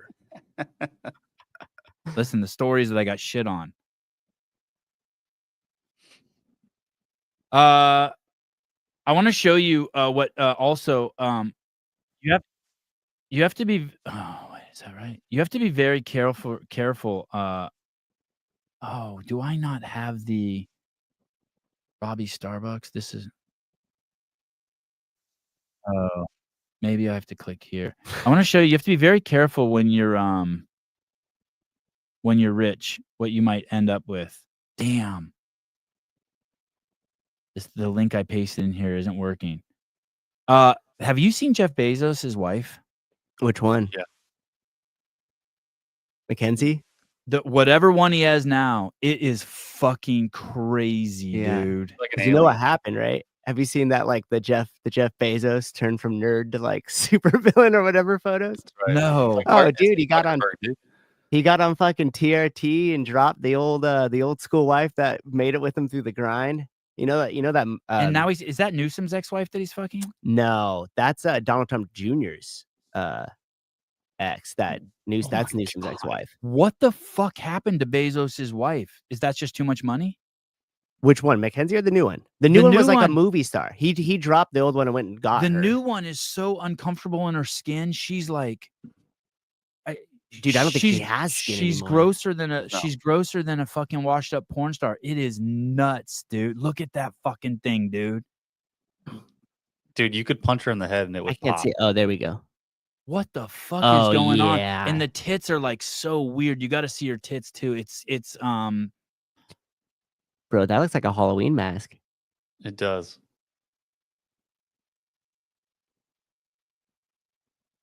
Oh man.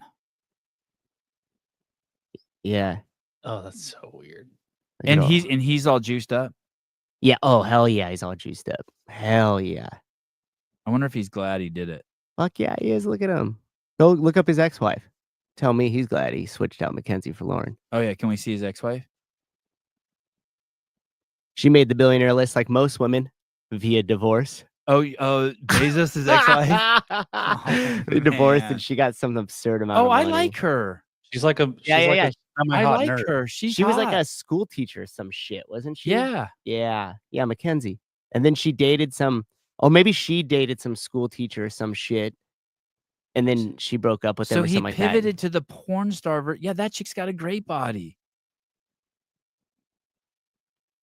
Yeah, I'll take that fucking. Oh my god, dude! I do, and here's the what crazy does that part. Even look like in the morning? She was with him when he left the financial industry and shit. Dude, that's disgusting. That's fucking gross. Yeah, it's funny, right? Yeah, I like that chick. I like the chick in the red dress. Not that one, the other one. The old chick? Yeah, I like the old chick. Yeah, she's hot. God, that's so gross, dude. His new wife is a trans man, and Sousa has a hard-on for her. Oh.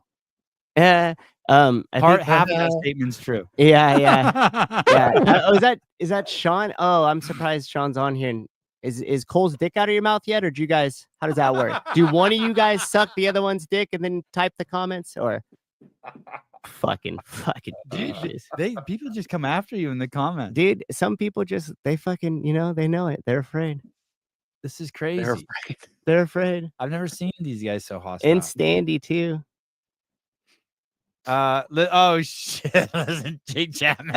She's got that librarian cervical spine. Yeah, she really probably has. The ex probably has scoliosis. You yelled at me because I care about kids with cancer. Oh man! Shut the fuck up. Yeah, Bezos. Yeah, be careful. You don't want to get too rich. It comes with weird shit. I want to show you this too. This guy is showing off his kid, and I want to tell you something about this. The trade-off for this. Let me see. Here we go. Mother of God.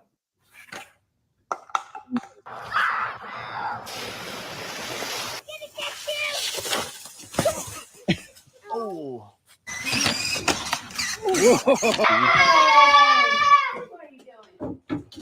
Jeez. Oh my God.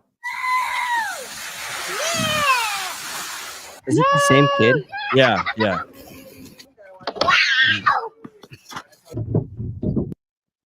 Now, oh my God. I want to tell you something about this.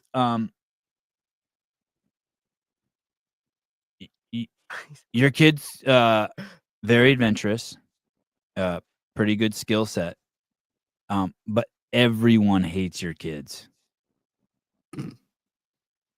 The kid that comes over to your house and climbs on the hood of the car, or climbs on the roof, or that opens your refrigerator, or that has it's fine. It's cool. Like, but everyone hates your kids and no one wants your kid at their house. You know what I mean? Like the kid that starts taking the TV off the wall, like what tells the other kids, "Hey, let's take your TV off the wall and put it on the ground so we can play the video games better." Like this is that kid. This is like, Oh yeah. yeah, no one likes you. Like you know what I mean? Like the kids are outside playing basketball, and then you go out there to check on the kids, and one of your kids is sitting on the hood of your car. Like everyone fucking hates your kid, dude. That's the kind of family that everybody goes over to their house. Exactly. Well said, Caleb. Yeah, it's fine at your house. Yeah, because they all have the shit. They've got the cool stuff. And but I know you haven't told your kids not to do that to other cars, and he has no boundaries. Hell yeah. And they parked the car right there so that he can fucking drive over it. They just got a shitbox car that they didn't want to get rid of. 100%. You have a fucking monster on your hand. Hey, and when that spike of that flag goes through his helmet and spears his fucking brain. Oh god. Kid is a menace to society.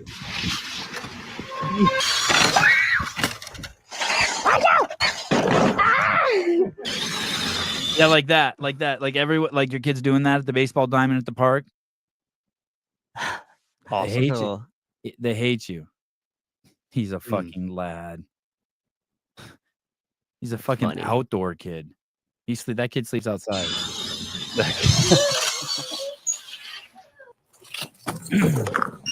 A lad. Kid is a savage. Oh my god. Hey, so I have those bikes for my kids. Oh, little electric ones. And that kid fell off one time and landed on the back tire. I don't know if you saw that while he was riding it. And that happened to my kid, and his balls and dick got like pulled through. Oh, it doesn't have like a little back fender on it. No, it was fucked up. This is like 4 or 5 years ago. His dick's fine now, but his balls and dick were fucked up for like 6 months. Just shoved him right back into his body. It just beat him up. Damn. Just beat him up. No thanks. I'll bet they don't wear leggings. I'll bet he don't wear leggings. No, he don't wear leggings. He wears boys' clothes.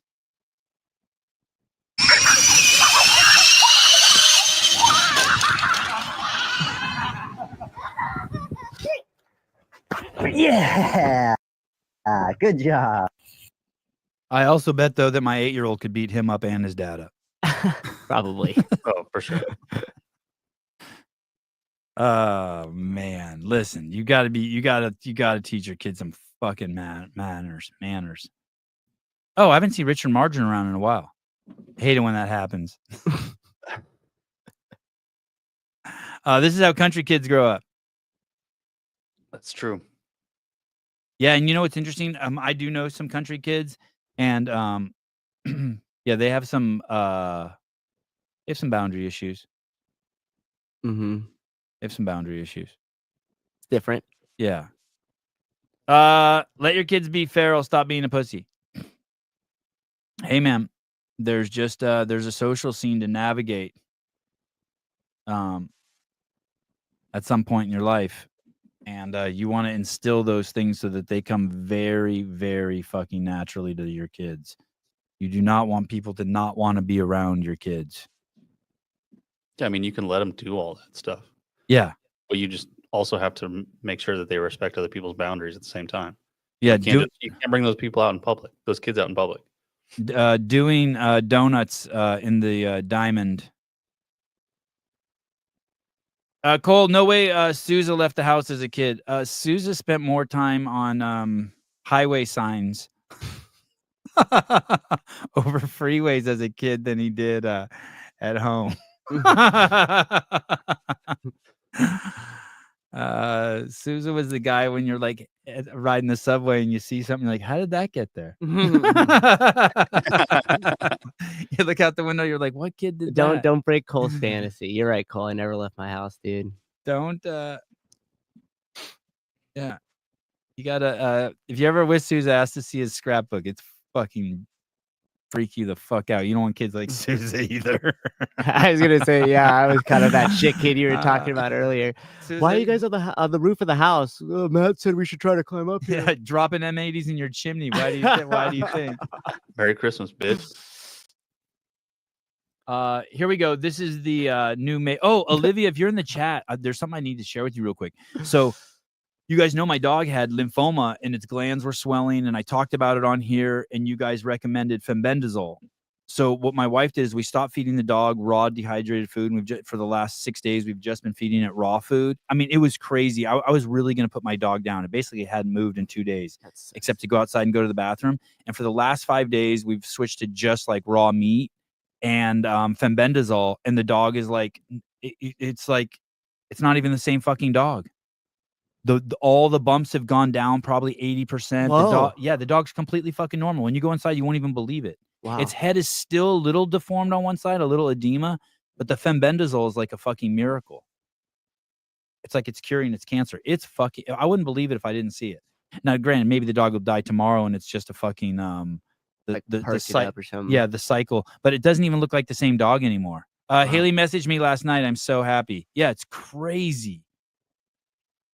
Mrs. Burns, raw meat always. Man.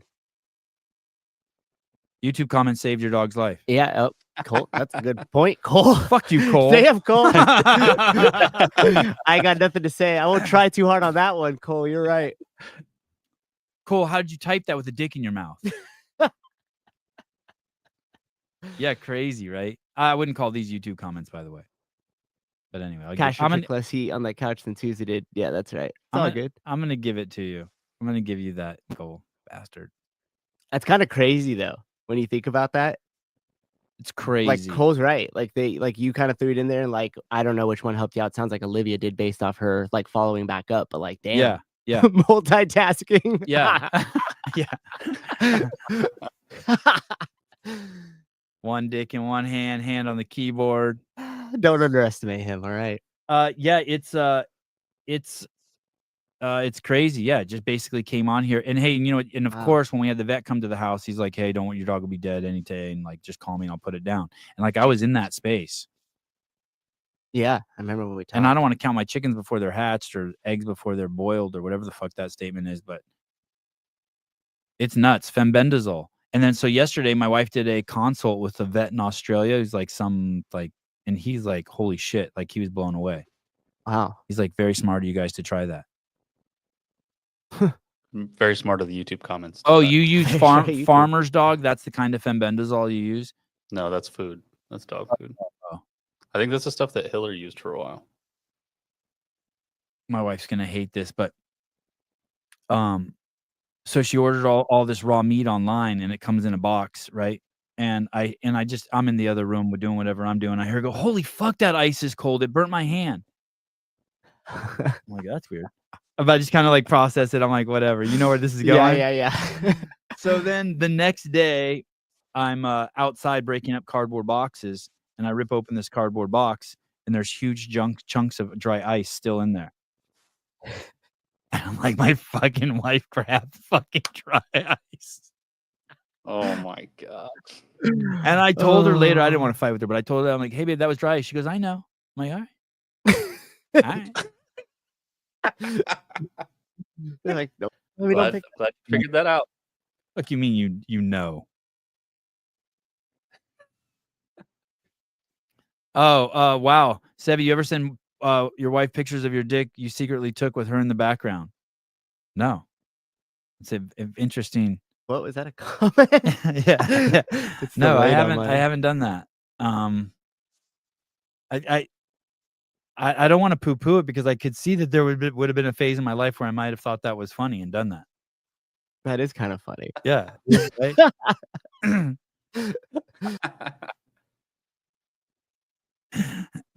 Okay. Okay. Thank you, Jake Chapman, for your wonderful contribution. Sebi, have a little Maltese Shepherd, 7 males, 3 males free to any of your listeners. Oh. Yeah, bring one by my house. We need a dog. Maltese Shepherd, or is that Malamute Shepherd? Malinois.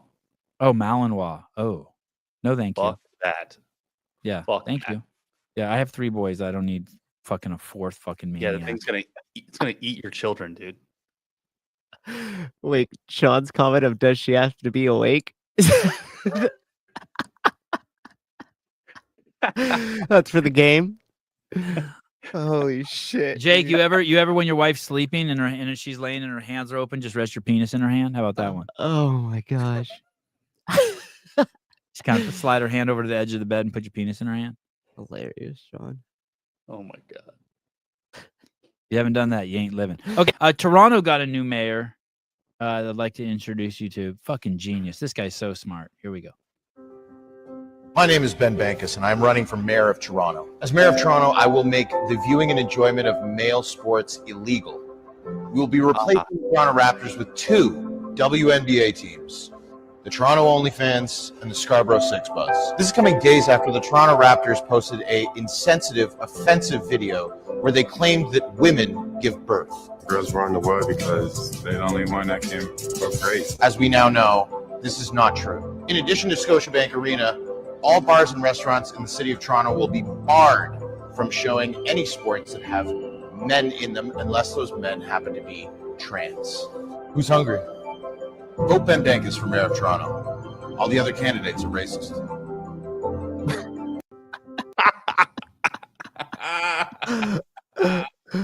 All the other candidates are No, Kathleen, this is not a parody.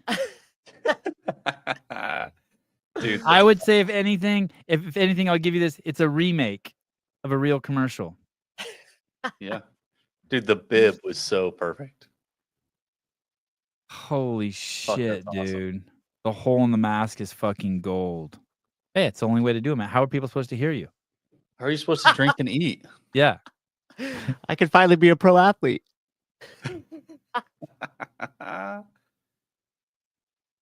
Fuck, that's awesome. It's not, that's what's crazy. It's not even like, I don't know if you can say it's parody. It's a reenactment. It's a fucking,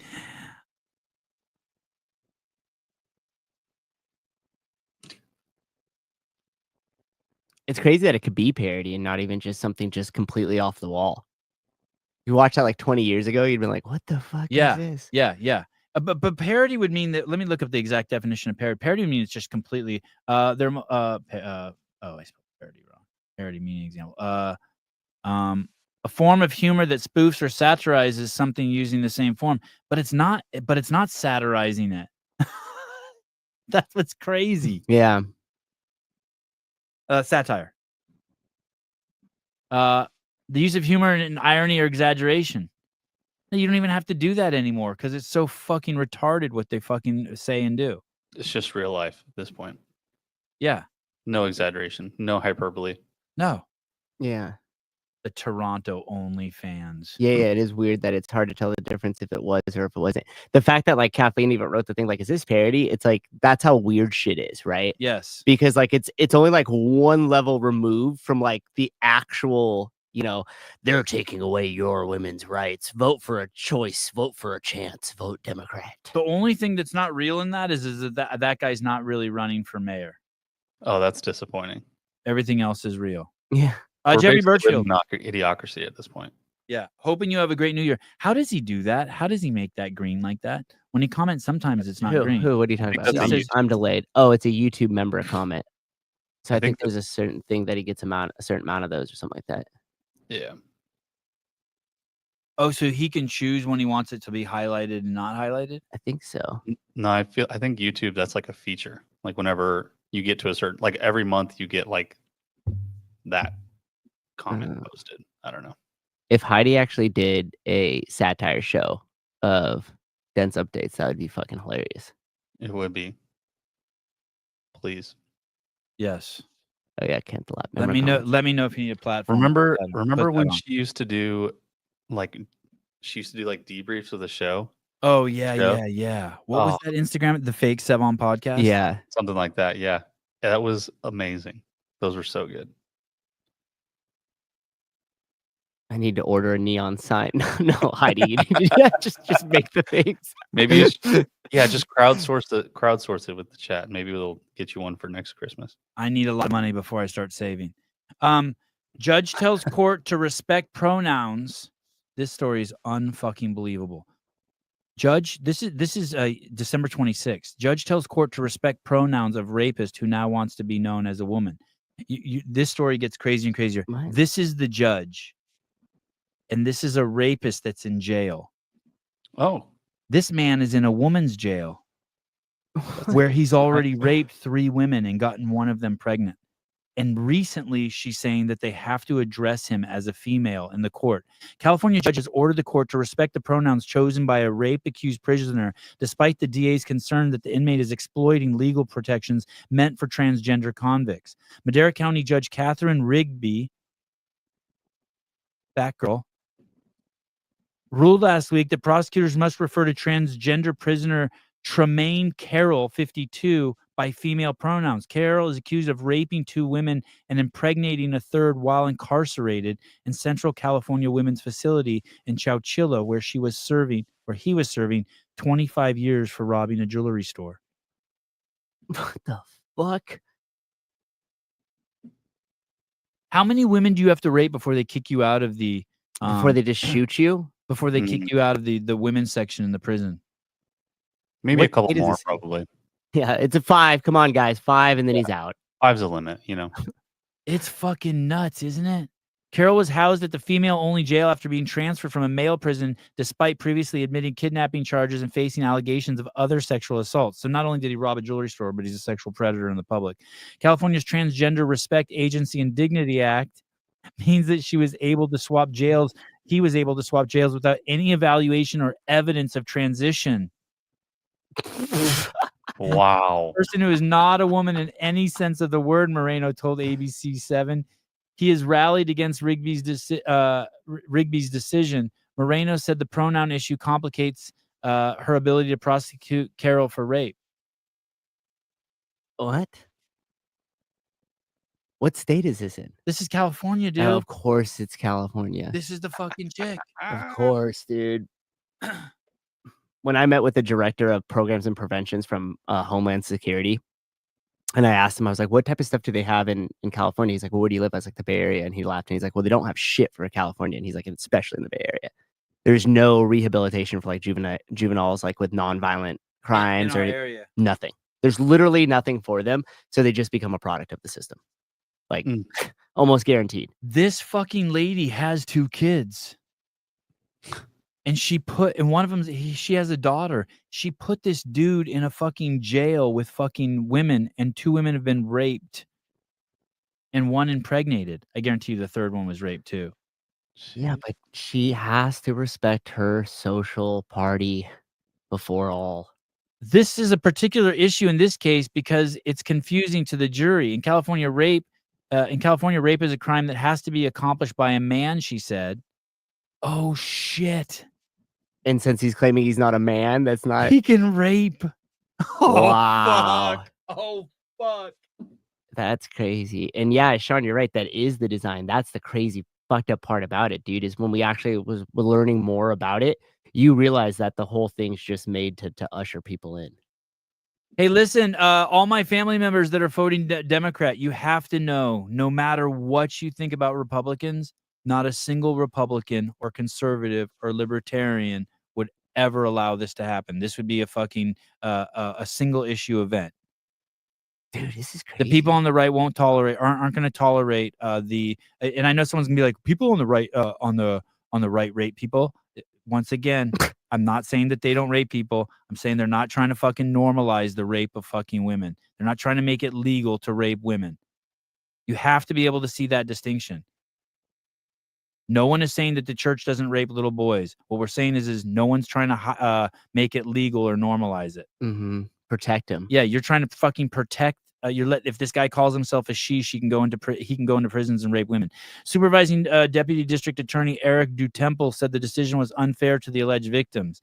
It's just absolutely insane that a victim would have to get on the stand and police their pronoun usage when trying to recite one of the scariest times of their lives. Oh shit. So if you're like, that guy fucking raped me, they're like, sorry, restate your question and say that woman raped me. Dude, that's some. And then go back to the parody thing that we just watched. Like, what world do we live in? And these are the same idiots who are upset because Greg didn't fucking know Lazar's name. By the way, I want to tell you something else, by the way. 99% of the people who report on Lazar and Luca, if you listen to the videos they do, they always confuse their names back and forth. You'll always hear them mess up once. They'll call Lazar Luca and Luca Lazar. Yep, they do. Carol has been accused of raping 2 of his cellmates. And by the way, and once again, the YouTube comments are like, I don't know why you're making that a big deal, Sevon. It's not a big deal to me. Zero. It's irony. I'm pointing out the irony in it. It's not a big deal to me.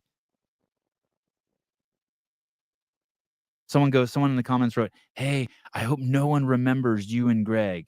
Yeah, I hope no one remembers me either when I'm dead. And who the fuck are you? Yeah. Legacies for fucking cunts. Your only legacy is your kids.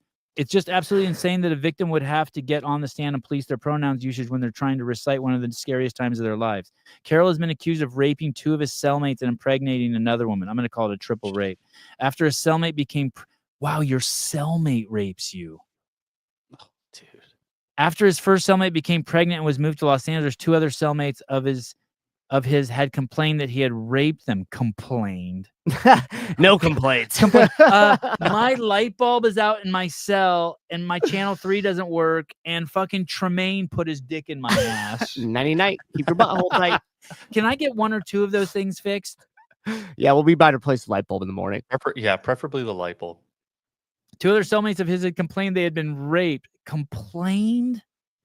So we have filed rape charges against this inmate, said Moreno. One of the women previously told dailynews.com how she had been left with lasting trauma after the light bulb in her room hadn't been replaced for a month. Oh, no.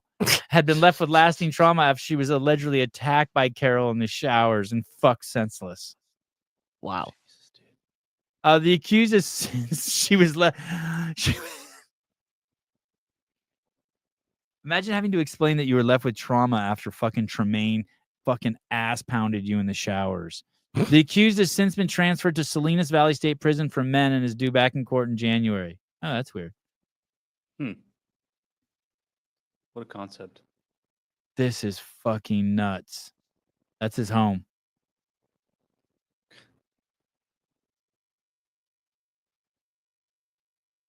Oh. There it is. I could see my cousin through the window. He's in jail there. He's in San Quentin. Oh man. Oh, life. Did he kill someone? Luckily, no. Hit a cop with the car. Did I told you about this.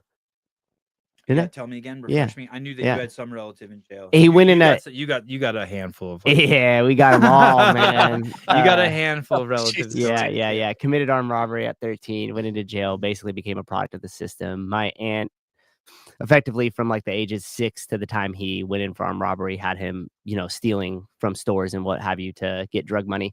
And he came out of the system at like 18 for a little bit of time, went back in. So anyways, he was out basically on his 3rd strike, right? Like, so he couldn't go back in. I think at this point he was like 25. And he was out for a pretty good period of time, but then he got caught. He was actually driving, just had a brake light out on the freeway, pulled over by Pleasanton PD and ran across the freeway. And he's a big dude, so I don't know how he didn't get hit by a semi truck, but ran across the freeway. And when they searched the car, he had like a freezer bag of Oxycontin in the car, shotgun, 26 grand in cash, all this. And I mean, he's a 2-time convicted felon.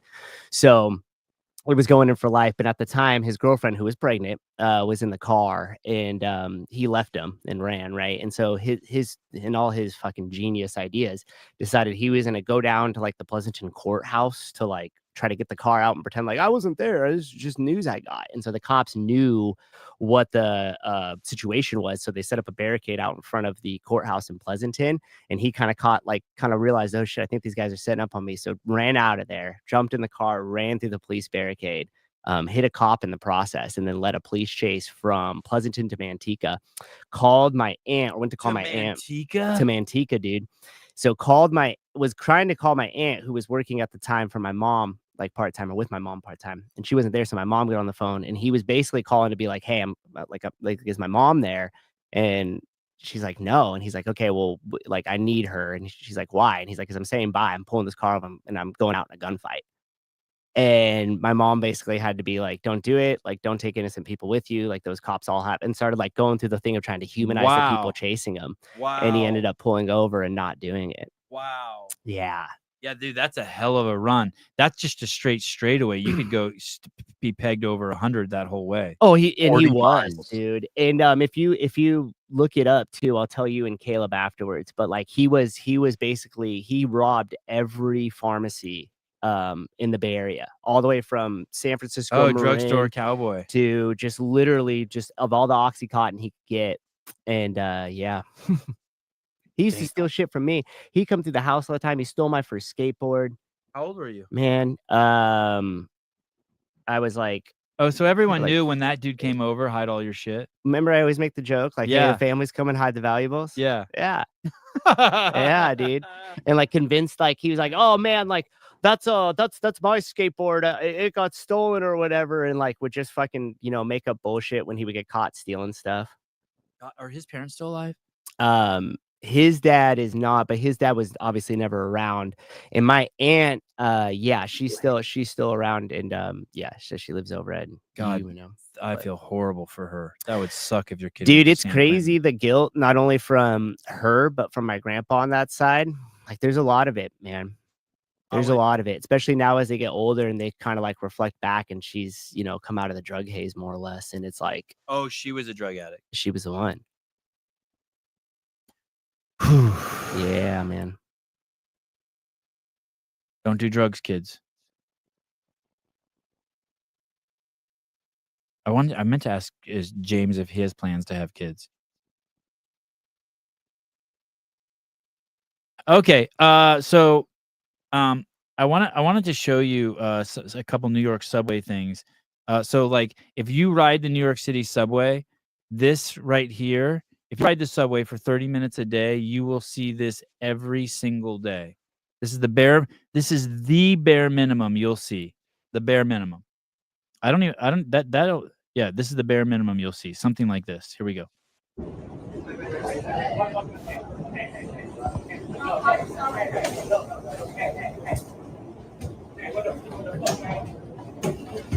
I just want to sit, man.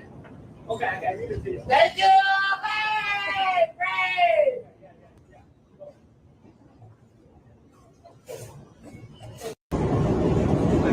That is the bare minimum you will see on the New York City subway. Some random fucking weirdo doing that shit too. I am not fucking exaggerating in the slightest. I'm not saying it'll happen to you, but it could happen. Very likely could happen to you, but you will witness it. For sure. And I want to show you something else. The subway is just fucking crazy. Okay, look at this. And this is just totally normal. This happens. This is like what I'm showing. This also ride the subway for 30 minutes every day. You'll see something like this at least once a week. Here we go. Watch this fucking crazy shit. It's a dude on the subway with a fucking fire extinguisher. You wanted it. You wanted it. You wanted it. You wanted it. That was a fucking baby carriage. He just fired a fire extinguisher at a baby carriage. And then got off. Where was that one with that lady? What? I said he needed that one with that lady. What? Oh, yeah. Oh, good point.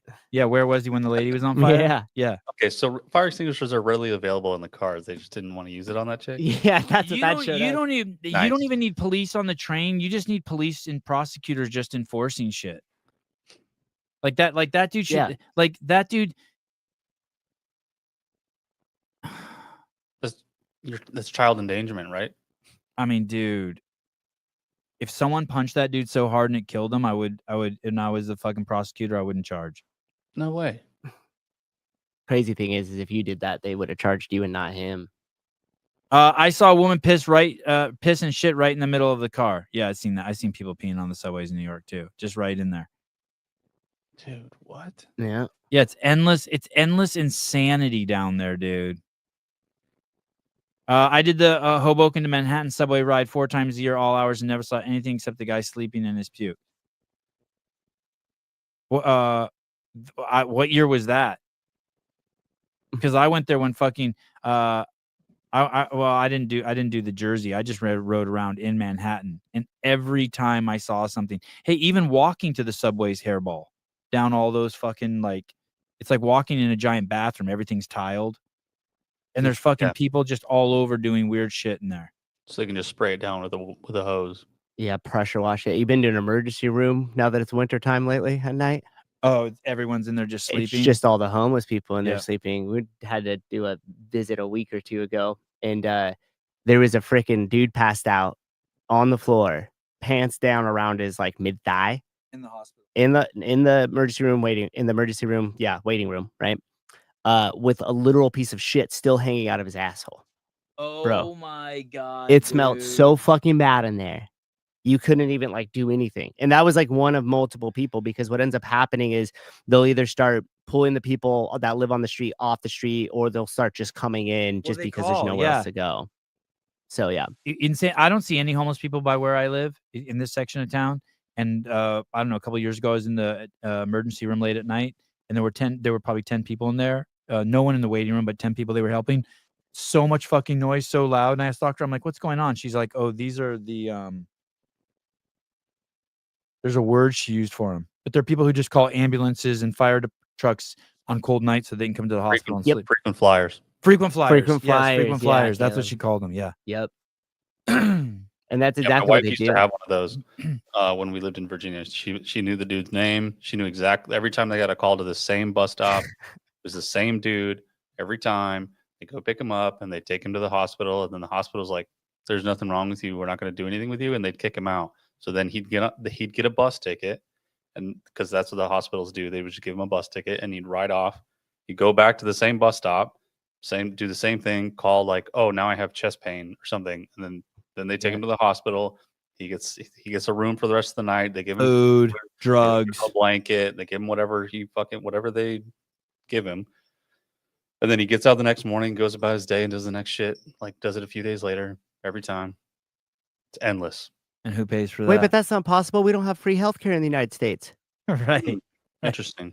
I need to move to a different country which has so much better than we do. Right. Yeah. How's that guy paying for his healthcare? Yeah. On a final note, a message from the President of the United States. World Health Organization has become nothing more than a corrupt globalist scam paid for by the United States, but owned and controlled by China. When the China virus reached our shores 3 years ago, the World Health Organization disgracefully covered the tracks of the Chinese Communist Party every single step of the way. For this reason, it was my great honor to terminate America's relationship with the World Health Organization. The United States was paying the World Health Organization almost $500 million a year. When I dropped out, I took it out of there. And for 330 million people, even though China was paying only $40 million for 1.4 billion people. So we had 330, they have 1.4, and we're paying more than 10 times the amount. That's typical for the United States because they don't know what the hell they're doing.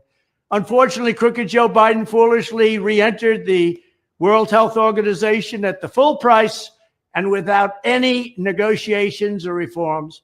And now Biden is pushing to bypass the United States Senate to enter a pandemic treaty that would surrender American sovereignty to the World Health Organization, again, controlled by China. The draft treaty would require the United States to send vast quantities of medical supplies to other countries in the event of another pandemic, and it would push aggressive censorship of free speech on issues of public health, just like they censored the truth about the Wuhan lab, which I said that's where it came from, remember. Under the next Trump administration, that treaty will be immediately terminated. I would not allow public health to be used as a pretext to advance the march of global government. That's what they're doing, globalists. The United States will withdraw from the corrupt World Health Organization, which, in light of its utter failure on COVID, they had a tremendous disaster on COVID. This YouTube station was pulled down for a week during COVID because we said that exercise and nutrition was the greatest hedge against all forms of sickness. Also, in California, you're not allowed to get a second opinion if you get diagnosed with COVID regarding the treatment. You have to follow the guidelines that are put in place by the California government. And if a doctor does give you their own opinion, they can have they can and will have their medical license taken away. It is some real fucking shit. There's nothing he said there that's hyperbole. China does run the World Health Organization. It is just a tool to fucking beat down other countries and take over. It's all about globalization. Stay the fuck away from them. I'd also like to read this thoughtful message that Caleb wrote in here on this post. Caleb wrote, "I'm gay and cried in joy when Trump won. Not only did America shoot down fascism, but America shot down communism, and America shot down the very party that lies that are for the gays." That was really that's I'm that's proud nice. of that. Yeah, What a good dude. yeah. I was pretty stoked, Just happy to be here.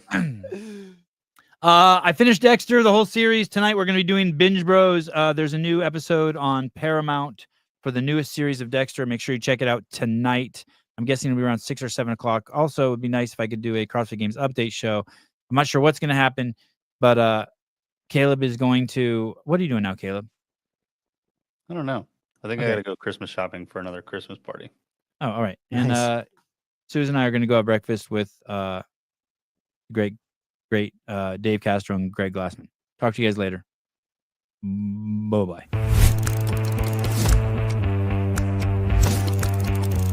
When I opened my gym, I knew I was going to be training with the boys all the time. I was going to get jacked and just be lifting 24/7. Let me show you how it's really going. Tobias, the toilet's clogged. Oh, okay. Hey, Tobias. Somebody needs help with their membership. Oh, okay. Thanks. Hey, Tobias. Yeah? What's up? I know I don't have my strict pull-up yet, but can you help me get a bar muscle up? Yeah, sure. Let's go. Okay, it's 9 p.m., so if I get home, shower, eat, I can be in bed by 11, and then be back here at 4:15 a.m. Let's go. This is the 4th time today that I've had to clean shit off the toilet. You guys have to get a different pre-workout. I knew owning a gym, I'd get to buy all the cool equipment I want. Check out this awesome $700 table. Another person asking for a refund 3 weeks after their draft has come out. You know the cancellation policy, John. Oh, Carrie, 5 minutes late but had time for Starbucks again, huh? Thanks, Carrie.